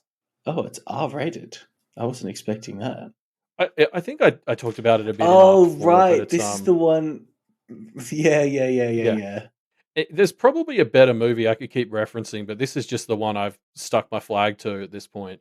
Um, but yeah, just this idea that like Verona and Lucy maybe are getting to the point where they might just have to accept that they can still be friends and even close friends, but maybe not best friends who do everything together. Like weirdly, they need to learn the lesson that Avery's kind of learned. Because I think like Lucy is very much still holding to this idea that she can pull Verona out of, being hurt by her dad and make her quote unquote normal again, and then they'll be best friends who do everything together.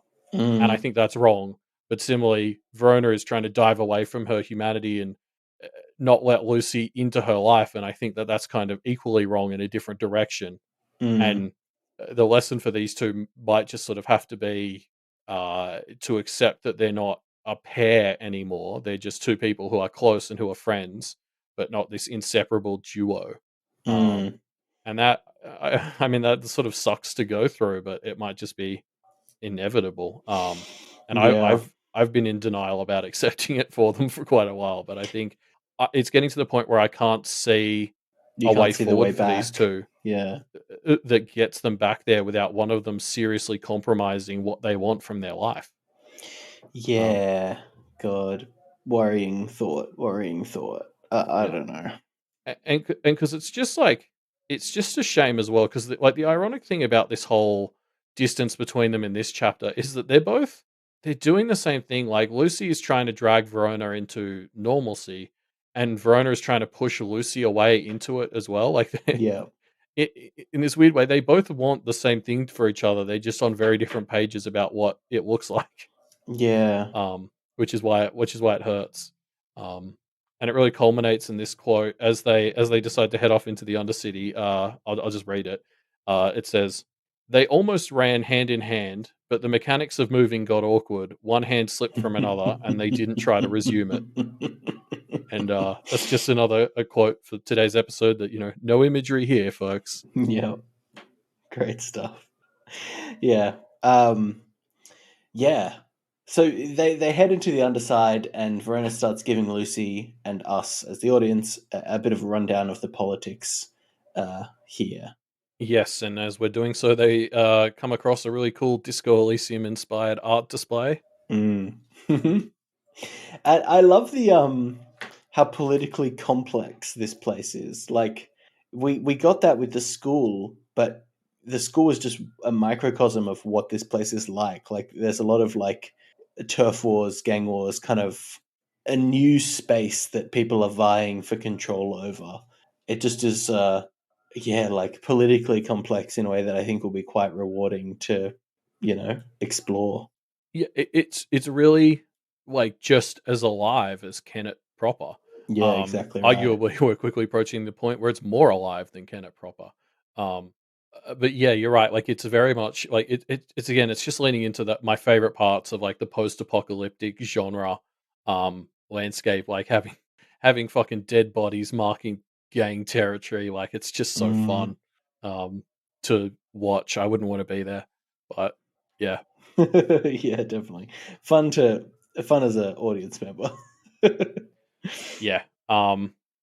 Yeah. I mean, again, it just continues. I really love the way we're starting to get a better picture of how it's the inverse of Kennet. Like, the way these sort of loose roles get filled when somebody leaves Kennet, and then also the inversion of like, because the factory area is really dead in Kennet, that means it's actually quite active in the Undercity.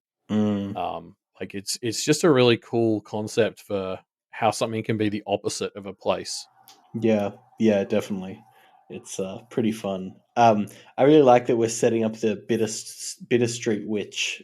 I want to say the bittersweet witch, the bitter street witch as this gang leader, just because I anticipate that she's going to be a character that we're going to be interacting with a bit.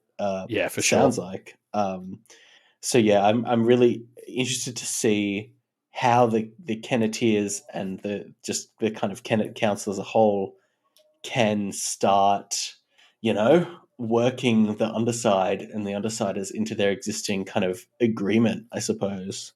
Yeah, because that's the really interesting aspect to this. Like, yeah, like I think we touched on it last week, but the like the Kenneteers and the Kennet Council's domain being Kennet has never really been challenged. Mm, Whereas now we have this hierarchy on the underside mm, that has propped up kind of on its own and doesn't yet respect the authority of the Kenneteers or the Kennet Council. And yeah, so it's this whole new dimension for them where they're kind of actually for the first time really having to stake their claim. Um, yeah, yeah. They have to kind of prove themselves, I suppose. Well, yeah, not reprove themselves because they never really had to prove yeah, themselves the first time, but and prove themselves in the way that the undersiders are going to like understand. Like yeah, this is the whole thing that Verona's really touching on is she gets the way that they think about hierarchies. Um, and ironically, she's very focused on that aspect in a really fun. Well, like Verona is very much constantly going on about, oh, we need to make sure they respect that we kind of run this town. Like she's already adapted to this underside way of thinking. mm, yeah, yeah, Um, exactly. But yeah, sorry to jump back to the Bitter Street Witch because I absolutely agree that that's going to be someone we meet and will be very fun. Yeah, Um, Something I thought about, like again, Verona says that there's not a quote unquote like nega Avery, mm, but I do think that once again there is like an empty slot in terms of a Kenneteer or a Kennet Witch. Like so will the interesting. and because Verona a number of times here calls herself like a Kennet witch, and we've just heard that there's now a witch running part of this town. So will this be, not someone who reflects Avery in any way, but is this the person who is slotting into the The gap Kennet Witch of position. missing Kennet witch? And what's really fun is if it is somebody who is slotting into a role that is kind of tied to Lucy and Verona, how will she play into their dynamics? Mm. Yeah, that's very interesting. Makes me think that maybe Avery should have left for Thunder Bay earlier so that there wasn't a replacement being set up for her. So yeah, the oh god, I want to say the trio, but it's not. It's a duo.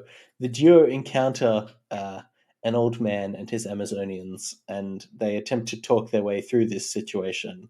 Um, and yeah, I mean, like this bit and the bit later at the gas station, we really just get a lot of beats of why Verona is so clearly.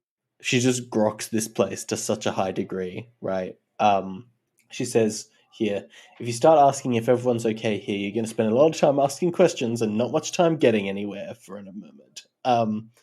Which is like Verona is able to focus on the mission here and not get bogged down by like the morals of every single person in this place. And I just think that's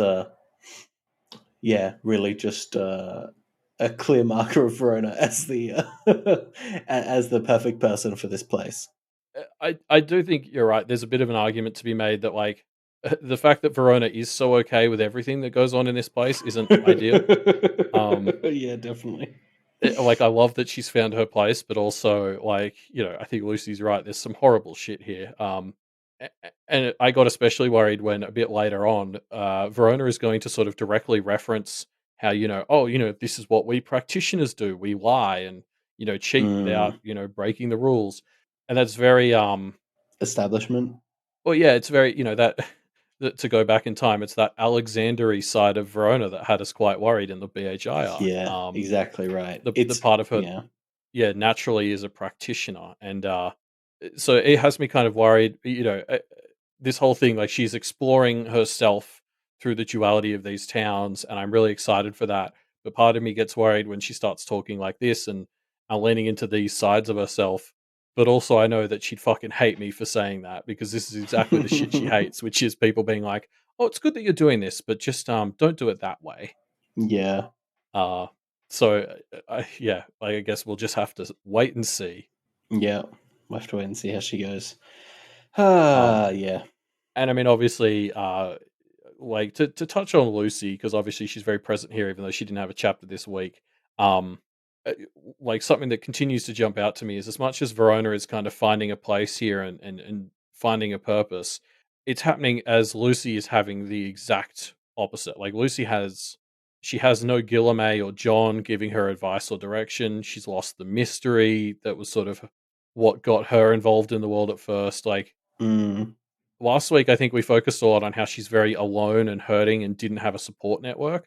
But not only does she not have a support network, she has no idea, I think, where she wants to go from here. Like she was so focused on the justice, I don't think she was ever worried about the cleanup. And so while Verona is kind of thriving a bit more in the cleanup, like Lucy just, I think, is very much directionless fish out of water right now. And it's going to be super interesting to check in with her soon and just see how not okay she is.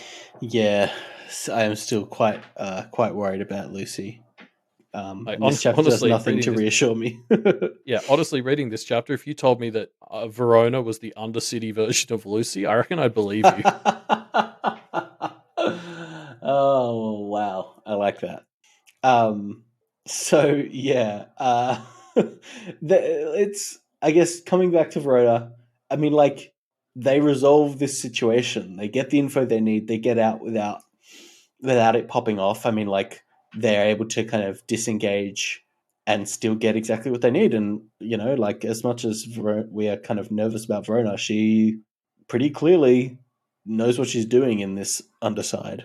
Yep. Yeah, I mean, the thing I don't think anyone's argued with at any point is she definitely has a knack for this place. Yeah, yeah. Um, so the duo arrive at the gas station, going from one standoff to another.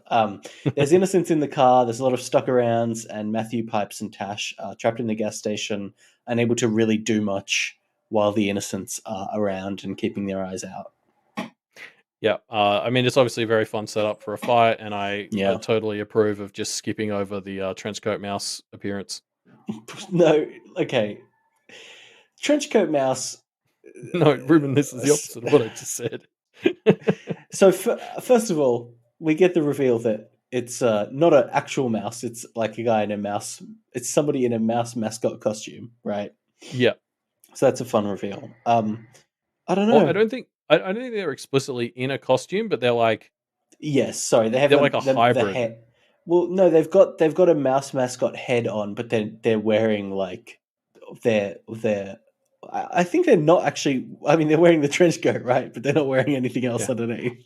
I kind of got the vibe that it was like somebody it was like if you merged a person with like a person in mascot costume, like it's partially their flesh, but also Oh, like, you know what I interesting. mean? Like maybe that's wrong. Just because I remember Mm. the descriptions of how super hairy they were kind of for me Yeah, gave the sure. vibe that like that's Evoked a bit just of mouse likeness.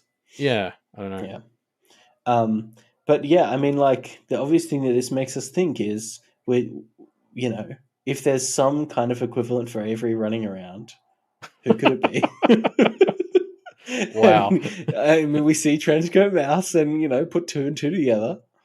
Um, I mean, but yeah, it does seem to travel around. That was very much Avery's thing. It was always, zipping around no, town. uh, of course, I like the idea that the Bitter Street Witch is the equivalent of Avery, but Avery's not the only one who's left. There is also a Yes. rodent-esque creature that has just left Kennet that we might need to keep our eyes out for a partner to. That's right. Trenchcoat Mouse is the equivalent of Snowdrop. I love how the story has explicitly told us that this is not how it works, and we've just completely ignored that, and we're still just neggering everyone. Yeah, this is the underside, the flip side of. Well, I mean, we can just call them the power reflection, I suppose. Anyway, Trenchcoat Mouse. I can't wait for this character to be pivotal in the greater story. But yeah, so like Verona's here. Verona's kind of feeling out this kind of standoff, and the interesting thing about this, the thing that I really like is, like, Lucy's ready to kind of go all out to protect the innocents, and Verona stops her from that train of thought because they can't just, smash and crash their way through. They have to think about the wider implications of the relationship between them as the representatives of Kennet and the Underside. Like, they need to be able to build a relationship here. And so just kind of going all out for the innocence is maybe in the short term safer, but in the long term going to lead to pain. And I think that's just really clever and really smart by Verona. And again, a mark that she just kind of gets it. Yeah, well, and like I think this is sort of the stuff that really made me feel like we constantly talked in Arc 13 about preparing for dealing with the fallout of fairy plans. Like you might not be able Mm, to beat them, but you can try and deal with the fallout. And it feels like mm. that's kind of what we're doing in this arc called Fallout. Um, Who and would have thought? yeah, and Verona is kind of naturally a bit at home doing that, like, particularly because it's the Undercity, which she vibes with, but, yeah, what we're really seeing from here is, like, a Verona who's very focused on the long term, like, this is she's definitely the one who's sitting here being like, "We need to do it this way to make sure that, it continues to be easier and we establish a nice Yeah, precedent." yeah, And, yeah, she's thinking about it this very Undercity way of, wanting to be on top of this brutal hierarchy by sort of beating the shit out of everyone. Um, but like, yeah, it's definitely her vibing with this place and kind of vibing with this role of just trying to pick up the pieces and build something better out of it. yeah. Like, yeah, yeah, yeah. Well, we've talked a lot about how Verona's just really kind of doing very well in the Underside, I guess. I'll point out a counterpoint to this, which is there's a moment where, as they're arguing, Verona just to cut Lucy off says, "Please, please, I need this," and that to me is like quite worrying, right? The vibe of maybe it's not about the forward planning stuff, but actually just about escapism. That rears its head very strongly through that line. Yeah, Um, I mean, it can be both. mm, Like, um, like I think, yeah, this is the other side of Verona that she's juggling. Like, as she's going into this place, there's multiple things going on with her here, and yeah, this is mm, just one that she. Yeah, we talked about it a lot towards the end of Arc 13. She's still very much set on proving herself. She's got that insecurity of not being or of needing support, of not being the hero, and she still really wants to get these wins, and they kind of need to be hers for her to mm, feel that they're like that they valuable. earned. Yeah. Yeah. And so it's like I don't think it's a healthy way of thinking about things, and I think it's something she's Mm, going to have to address. But in saying that, it's something where I think other people getting involved and like trying to help it kind of can't work because then she doesn't value that side of it. Like I yeah. yeah, she kind of has to do it herself, but that makes it obviously very difficult to pull off. Yeah. To an extent, this might just be a sort of mistake or lesson she has to learn the hard way. Mm, But yeah, so certainly, like you're right, that it is the sort of negative part that tinges a lot of her involvement with the Undercity is this aspect of yeah, she is. There are certain unhealthy like aspects of the way she thinks about some of this stuff, and she's bringing those into the Undercity almost as much as she is using it as a great place to explore like who she wants to be. mm, yeah, That's why it's such a fun mixed bag. Yeah. yeah, yeah, definitely. Um, but yeah, I mean, like again, we're hitting the beat of the tension and the rift between Lucy and Verona here, and it's pretty heartbreaking. Uh, Verona's like, I don't know. I mean, to take it to the most heartbreaking place, Verona's shutting herself off from Lucy because she feels like Lucy is happiest when she's not around Verona, which is kind of fucked up. Yeah. Yeah, yeah, this is, very similar to the stuff we were talking about before where, like, as Verona wants to explore this stuff, she kinda needs to do it for herself because she really needs to feel like it's hers, Mm-hmm. and that kinda means pushing Lucy away. She obviously wants to do that as well to kind of protect Lucy because she wants Lucy to have that normal life because, ironically/hypocritically, she wants to push Lucy towards normalcy, even though I think Verona doing that makes a lot more sense than Lucy doing it. Mm. Um, but yeah, I don't know. Yeah, just this duality between them of Lucy not quite getting Verona and Verona not allowing Lucy to try and get her. Uh, it Yeah. just sucks to keep seeing. It hurts every time. Yep. Yes, it Um, does. like what's going to be, I think, interesting at this point is I think with the momentum Verona has, I'm confident in her ability to continue to keep drawing these lines and like tell Lucy what she needs and push for Lucy to give it to her, like crossing lines and bringing up shit like John. What worries me is like Lucy is so alone, and I think part of why Lucy is probably desperately trying to cling to her relationship with Verona right now is I think she really Yeah, needs it. I yeah, don't think a new friendship with Mia ticks that same box at all. no, And with no other support network and everyone else sort of leaving her, I worry that at some point Lucy's just going to snap at mm, Verona, and I don't know what that looks like, but um, it will, you know, not be good. yeah, definitely. Ah, we're headed for more heartbreak.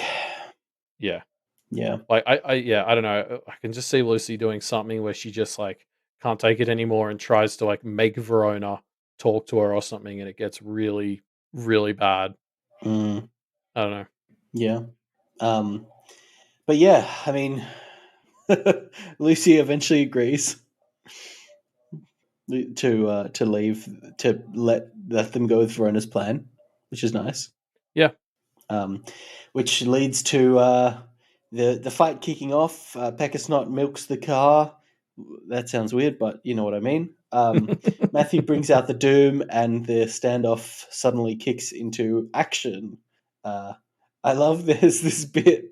God, the bit where Matthew is talking to the Doom, and Verona, for a moment, thinks that he's confessing his love to her or something. Like, very weird, but I just loved it. Just a fun beat. What I actually love about it is if you read this in the context of Verona and Lucy talking to each other, it maps Mm, perfectly. Like mm, the direct quote is, "I know we don't always get along. I worry, I love you, and I hate you at the same time. We've been too mixed up into things for feelings to be anything but complicated." Now, I feel like that actually kind of summarizes where Lucy and Verona are at with each other right now. yeah. Um, so yeah, just yet again another moment of no imagery here, folks. Don't think about it too much. Yeah, yeah, good stuff. But yeah, nice to see Matthew cut loose a bit. Feel Hello. like in hi. Sorry, I've just lost you in Zencaster. Oh no. I've got you on Oh yeah, Discord now. wait, say something. Hello, hello. Yeah, no. Now your waveforms aren't showing up in Zencaster either. Should I Fuck this refresh? program. Oh, let's just leave it. No, let's just leave it in the background. It still records our stuff locally fine. I think we just start Yeah. using Discord as the VoIP and just All right. forget Zencaster's VoIP. Yeah. It's cool All right. because it's only Cool. that part that's buggy. It Yeah, records our it's local true. stuff fine. All right. Cool. Um, but yeah, it's nice to see Matthew cutting loose for this fight. Yeah, he oh, there's so much to talk about here. Like, obviously, he's just like powerful as fuck. Like, he Yeah, I want to pull out the line. So Verona reflects and thinks Matthew was the only one out of the Kennet others who'd fought Muzz's familiar that night and come out clearly ahead. When he cut loose, he was strong. And like, yeah, Matthew is strong when he's not holding back. The only thing holding him back is his morality and his desire to not see Edith come to harm, which I don't know, is maybe being questioned at the moment. So I look forward to yeah. seeing, Matthew fully cutting loose. Yeah, Edith's doing her best to really erode the goodwill he might have in Yeah. that front. Yeah, God, yeah, like it is really cool just to see how big and badass Matthew is, especially through this lens of Verona, who is currently wanting to be a bit like that. Mm. Um, Especially with how the chapter ends. But I'm really interested in this new dynamic Matthew has with the Doom, where like that quote that we read out before, where he kind of says that he loves the Doom and stuff. Like he and the Doom must kind of be a bit more on the same page now that he fucking hates Edith. Um, and so the Doom now is this metaphor for his complex feelings of Edith, where he loves her and he's very much defined by her, but also he probably kind of wants her to die a little bit. Yeah. Um, like it's because we get confirmation here that the Doom is in fact dwindling, and Matt's going to start to need to like replace because he carved all these holes in himself for the Doom to live in, and he's going to have to put something else in there. And Mm. there's going to be this extra dynamic layered on top of that of also as the Doom is dwindling, Matthew kind of doesn't hate it as much anymore. And that's a fascinating new dynamic for a guy who's been consumed this whole time by something he despised. Now he doesn't actually hate it as much, and it's starting to die. And I just wonder what that means. Yeah, yeah. What an interesting adjustment to their dynamic it is, huh? Can he get Edith to keep giving him more doom? Could we, like, maybe he just keeps powering the doom up? Yeah, he Just needs to chat to Mariska and get actually, a few more of those syringes. yeah, actually, I like this now. Um, that would be fun. Uh, What? Yeah, pretty wild. That's but what we end obviously, up like, doing. something here is like, obviously we talked like last week when Matthew appeared in the Lucy chapter how he did remind us of Verona because of his whole bad home life situation and obviously the overlap with like hosting. Um and there were parallels with Lucy that we focused on more there, but definitely I feel like the end of this chapter really starts to plant the seed in your head of like Matthew and Verona are going to have some stuff to talk about because she's directly leaning into hosting here. Yeah, yeah. I'm excited for Matthew. Has really been in the backseat pre summer break for a while, ever since the Yeah. Edith stuff, and I'm really keen for him to take front seat again, or take a more active role again, because I really do like him a lot as a character. Yeah, I was quite disappointed when we just sort of stopped hearing from him after Arc 11. I kind of Well, he got was it, but going through a lot.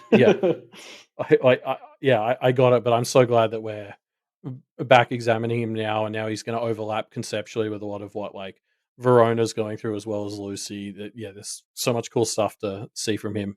Yeah, definitely. Um, but yeah, I mean, the other thing here is Verona is kind of mulling over her own place in the world a bit more, of like, not perfect self reflection, but more than we've seen from her in a while. Like, because she thinks, hey, I can't be this, I can't be that, I can't be this to my dad, I can't do this, but here's a place where I can shine, and like, that's more self reflection than we've seen from her in a while. Yeah. Yeah. So No, I agree. It's like as long as she hasn't figured out what she wants to be or who she wants to be, like she doesn't know what self she's aiming for, but at least she can figure out things that don't push her away from that. And sort of investigate those. Like it's yeah, as you said, it's that sort of thing we've been wanting to see from her more in this story. um, yeah, I'm glad that we're getting it, I suppose. Yeah. Yeah. Um, so yeah, the innocents get away, and Verona relishes the opportunity to be at her scariest. And like I know I kind of give Verona shit for leading into this side of herself, but I have to say I have the same love of feeling like the absolute badass who carries the team when you can make that happen. And so I got goosebumps as she like, takes a lot in and just starts to like amp up her like badassery. Yeah, Like it's a powerful moment. yeah. Should we talk about that? Because yeah, she takes Lot in, which is great. Lot's the one, remember, who completely fucked over their friends and ruined their life doing it, though. So hopefully that's not foreshadowing. um, yeah, I mean, the other side is she explicitly says Lot is about barred doors, traps, and broken glass inset into concrete. Which, Mm, given she's still rocking her hand injury from the glass, uh, I mean, the fact that she's taking a lot as the person or as the spirit she's like hosting feels like it is the story saying a lot about where she thinks she's at. mm, Like she wants to be. Oh yeah, sorry, just not just where she's at, but where she wants to be. Like she wants to be scarier. She thinks of herself as like having hurt her friends or being apart from them. Like mm. it's a great choice of spirit to put as her hosting. Yeah, yeah, definitely. And that's the imagery that we leave this chapter with. So, Yeah. yeah, I mean that's where the Kennetiers are at, I suppose. So I just realized I swear I wrote it in my notes somewhere, but we quickly skipped over it. Obviously, there's the powerful imagery of her stapling her mask together, Yes, true. which we didn't touch on. As like as she's doing all this stuff, exploring herself. I love the stapling the mask together as a thing where it's like she's picking herself up and trying to move in the right direction. She hasn't like fixed herself yet, but the staples Mm. at least show that she's fucking trying. Yeah, Finally, she's like forcing herself to go in that direction, which is yeah, nice. she's putting a bit of effort in, and she hasn't like fixed it yet, but like it's helping. Yeah, yeah, yeah. I like that as a representation of where she's at. not fixed, but she's acknowledging that she's kind of wanting to go in that direction. Yeah.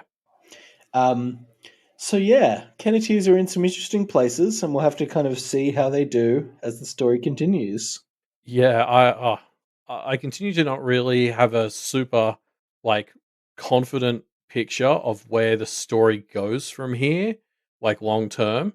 But I'm just loving the ride we're on right now. Yeah, definitely. Well, we may not have a super solid idea of where the story goes, Elliot, but maybe some of our community will. That's right, it's time to visit some of our predictions from the community left in the Pale Predictor form, which you can find linked in the show notes down below. Yes, so I brought a prediction from Captain Rhino, who basically predicts that Avery and Jude will run into Wondercand when they go to visit the build-up path, and that Avery will rescue an other from them. Mm, Because believe it was the second one where you get random items once a week was for like saving an other. mm. Um, and I love the idea that the twist Wilbur would put on that when we actually visit the path is that Avery does this with a Wondercand bound Lost. Yeah, that's a great prediction from Captain Rhino. I really like it. Wondercand feels exactly like they're in the sweet spot of we've learned a bit about them. We didn't think we'd have time to explore them later, but we might see them for a chapter or two as a short-term temporary foe for a Kenneteer. Well, yeah, now that we sort of are expecting the story to go a lot longer and we know Avery will be visiting the paths again, adding a sort of enemy who will appear in various paths who doesn't have to be as epic as the wolf makes a Yeah, lot of sense. yeah, definitely. Um, yeah, I really like that. I put out a prediction from Quantum Hacker, who says Maristica will take on the vice principal role, becoming something pretending to be a fairy instead of actually being a fairy in order to escape the Dark Fool Court. So, one, we know that the vice principal was in a fairy costume, so I think this is a wonderful a wonderful way to bring that in again. I just think that's really great.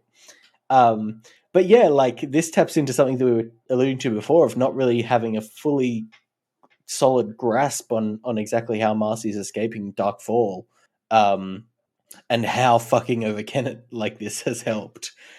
So yeah, I mean, like whether it's this or like I could even see like Marcy being like allied with the Bitter Street Witch or one of the gangs or something like that. Like Marcy making a gang in the Underside of like a way to carve out a different role for herself. I don't know. I like this prediction a lot just because I think Marcy taking a role in the Underside is a really cool thought that we could see, you know, serving her ultimate goal. Yeah. Because I was definitely always of the impression that Marisika probably didn't have a very good plan of how she was going to leave Fairy, just because I thought that that Mm, mirrored Verona's lack of plan very well. mm, Um, but this, yeah, I agree. I like this. You know, we obviously already talked about how it'll be interesting to see how Marisika is maybe reflecting Verona in the aftermath phase. Because we mm. know a bit more about how Lucy and Avery compared to their two. So Marisica being obsessed with the Undercity would obviously be a very funny play on that. That would be good. I didn't think of that, but I really like that. Yeah. Yeah, good predictions. I love we're back in the story's open again to all kinds of wild predictions. So if you have a wild prediction you want to leave, you can find the link to our Pale Predictor form in the show notes down below. Yes. And speaking of like the show notes, that's where we usually talk about our discussion question, and we've just finished one. So let's get into the discussion question, which up Yeah. until now has been if summer break had been the end, what is the most important thing you would have needed from the epilogues? Which was really a question that was asking what threads do you want to see the story address as it moves forward? Well, yeah, I think a lot of answers were like, here's the things that I really feel like need to still be resolved.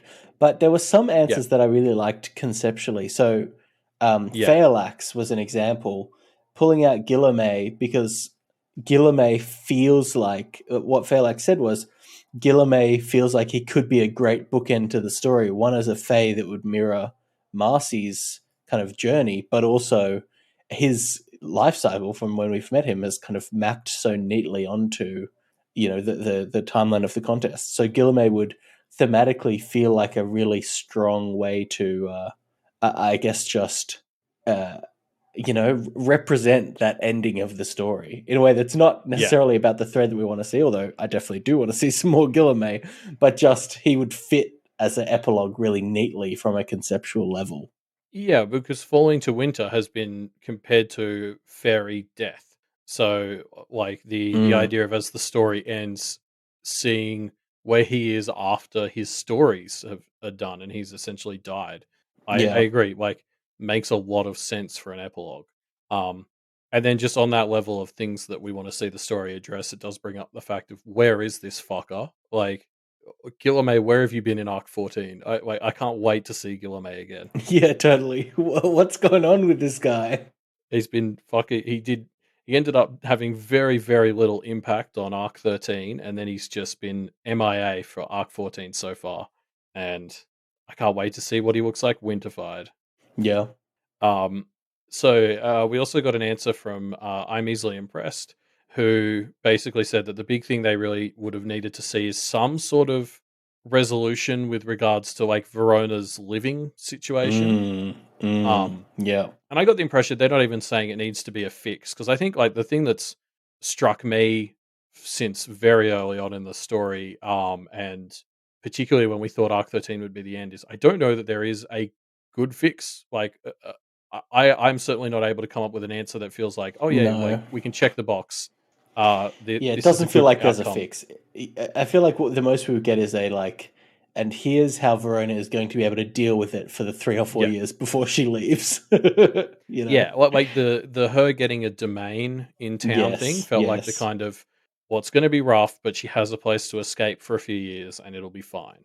Yeah. Um, and so yeah, like I agree with I'm easily impressed that that absolutely would have been something I needed. They also mentioned another very important scene, which would be Cherry Pop and Snowdrop's familiar ritual. Yeah, I mean, any additional cherry pop and drop stuff is obviously great. Um, I I really can't believe. liked. Sorry, I just Mm, Snowdrop was going to sit on that rock for 2 years and wait for. Sorry, Cherry Pop was going to sit on that rock and wait for 2 years for Snowdrop. Like she's such a little. I'm. They should just take Cherry Pop, like put her in Rusty Fork form and take her to Thunder Bay. mm. Yeah, true. They probably could have done that. Yeah. Anyway. I really liked Propaganda Pagoda's answer. They gave a few different ones, but I think so. They talked about yeah, like Matthew. They talked about the Yeah, Bristonians, the complex, and they talked about Samaniego. But I think the thing that I really liked about this answer was the ones they pulled out really feel like it's the if the Kennetiers have tried to make a difference. Let's see the epilogues that show a little bit of what that might look like. So, yeah. how does the world change for Clem? What is the impression left on the witch hunters that maybe is not a change to the system, but a hint that that seed has been planted? Yeah, yeah, I agree. That was quite similar to I think Megafire's answer was Mm, they wanted to have like just a nice sort of domestic Bree and Zed epilogue where they meet up with Nicolette and see her setting up her like defense attorney sort of practice corporation and mm, like hanging out with Jessica and seeing the outcome with her cousin. And I really liked that as just the idea of an epilogue that's nice and heartwarming and highlights a series of characters who I think the Kennetiers have directly made better. yeah. And just sort of, I guess, getting to have seen the four of them. If this was the world where it ended in Arc 13, we could have at least dropped by the four of them and seen, oh, well, the What are the seeds were impacts that the planted. Kennetiers have had? Yeah, exactly. Yeah. Yeah, definitely would Um, have been some nice moments. to jump back to Propaganda Pagoda's answer though, like obviously they got their wish with Matthew getting more attention, like so far in the story. Mm, He's already hmm. been in 2 chapters.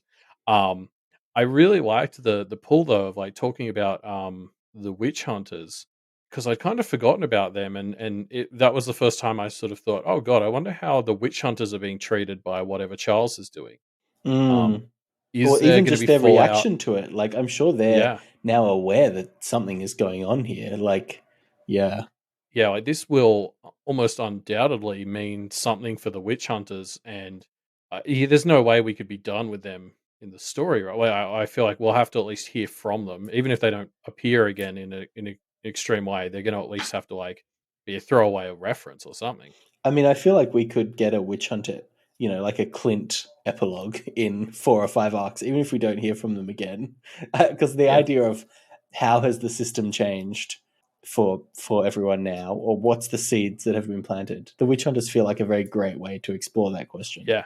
Yeah, and yeah, like how is Charles's stuff affecting other groups of people? The witch hunters are an Yeah, obvious case that an we need obvious to sort of pick. Yeah, yeah. yeah, definitely. Um, Last answer that I wanted to touch on was from Sengachi, who basically said they wanted an epilogue of Lucy in law school, which I never considered Lucy being a lawyer or anything before, but I kind of see it, that obsession with justice and stuff. Like, Mm, um, yeah, I wasn't expecting yeah, any epilogues that far in the future, but yeah. That's yeah. quite an epilogue. Yeah, it was just one of those things where I was like, "Oh, that's a surprisingly decent fit for Lucy." Actually, I hadn't considered Mm, it. mm. Yeah, yeah. Cool. Thanks everyone for your discussion question answers. We've got a new discussion question this fortnight. Yes. Now we're asking everyone to comment on which of the Thunder Bay Council do you feel Avery should be the most concerned about? Yes, thanks to Beluga for the wording of this one. But yeah, the Yeah. thought that we want to explore here, I think, is we talked about Otis, we talked about Hugh Legendre, we talked about Florin Pesh. We're seeing more and more of the middle of the road practitioners, and I'm interested to hear everyone's thoughts on like the morality of each of these practitioners and who we feel is the most worrying. Who should Avery be most concerned about, either from a moral perspective or just like a plot perspective? I mean, maybe Deb is the answer, right? Maybe Deb's going Yeah. to do some crazy shit. Yeah, I'm also worried about Anne. Gilkey would be the hottest take, I think. I'd be interested to hear the people who Ooh, think Gilkey is the one we got to worry about. interesting. Yeah.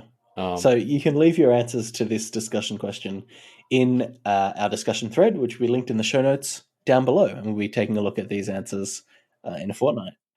yes, we're also on Twitter at Power Reflect Cast, and Mm-hmm. that's where the live reads happen most of the time. So yeah, as well as announcements, like that's where we announce things like the new Deep Impact combo thread and stuff like that. So if you want to learn about other things that are going on with the show, that's the place to see them. Yep. Speaking of announcements, I'll take this opportunity to announce, as a reminder, the costume contest. Again, make sure you get your costumes in. Um, and if you want more info on that or any of the other shows on the Duff Media Network, you can head to duffmedia.com. Yeah, it's worth pointing out a new show launched on Doof this week, and that is Doof After Dark, which is a patron exclusive. It's available to all patrons, and it's basically the recordings of other random conversations that all the Doof hosts have after they're finished recording their main episodes. So, like Yes. the debut episode was like Matt and Scott talking about what it's like to be dads, and also talking about James Bond a bit. I think next week's is How do partially, those two topics relate? I haven't listened to it yet, but yeah, I'm eager to see the segue from one to the other. yeah. It's very much. I think Scott came with two things he wanted to talk about. Ah, I see. Yeah, I think so. I think next week's is going to be another split one where the first half is like Matt talking about June at Scott, um, and Mm. then it will go into Ruben and I. Actually, it was a thing from Oh, after yeah, one of our that's Power right. Reflections ones a few weeks ago, where we ended up talking about British panel shows for half an hour. Mm-hmm. Yeah.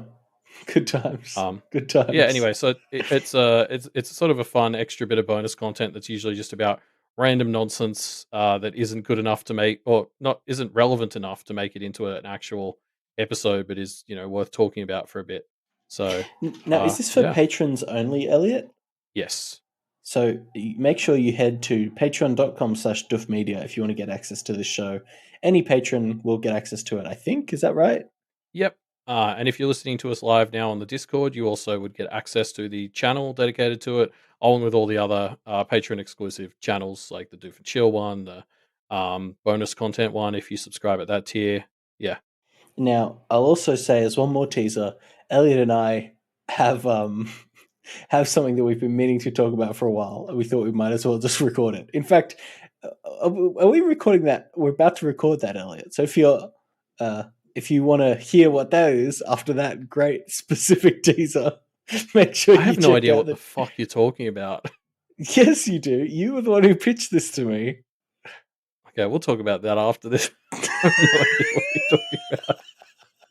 Yeah, anywho, head on over to patreon.com/doommedia. Yeah. Yeah, speaking of Patreon, head on over to Warbo's Patreon at patreon.com/Warbo. He wrote this story and he needs your money to do it. Yes. Or as one character might say, Ashumare, become a Patreon of Walbo today. If you send him your money, yep, he will continue to write this story. Nailed it.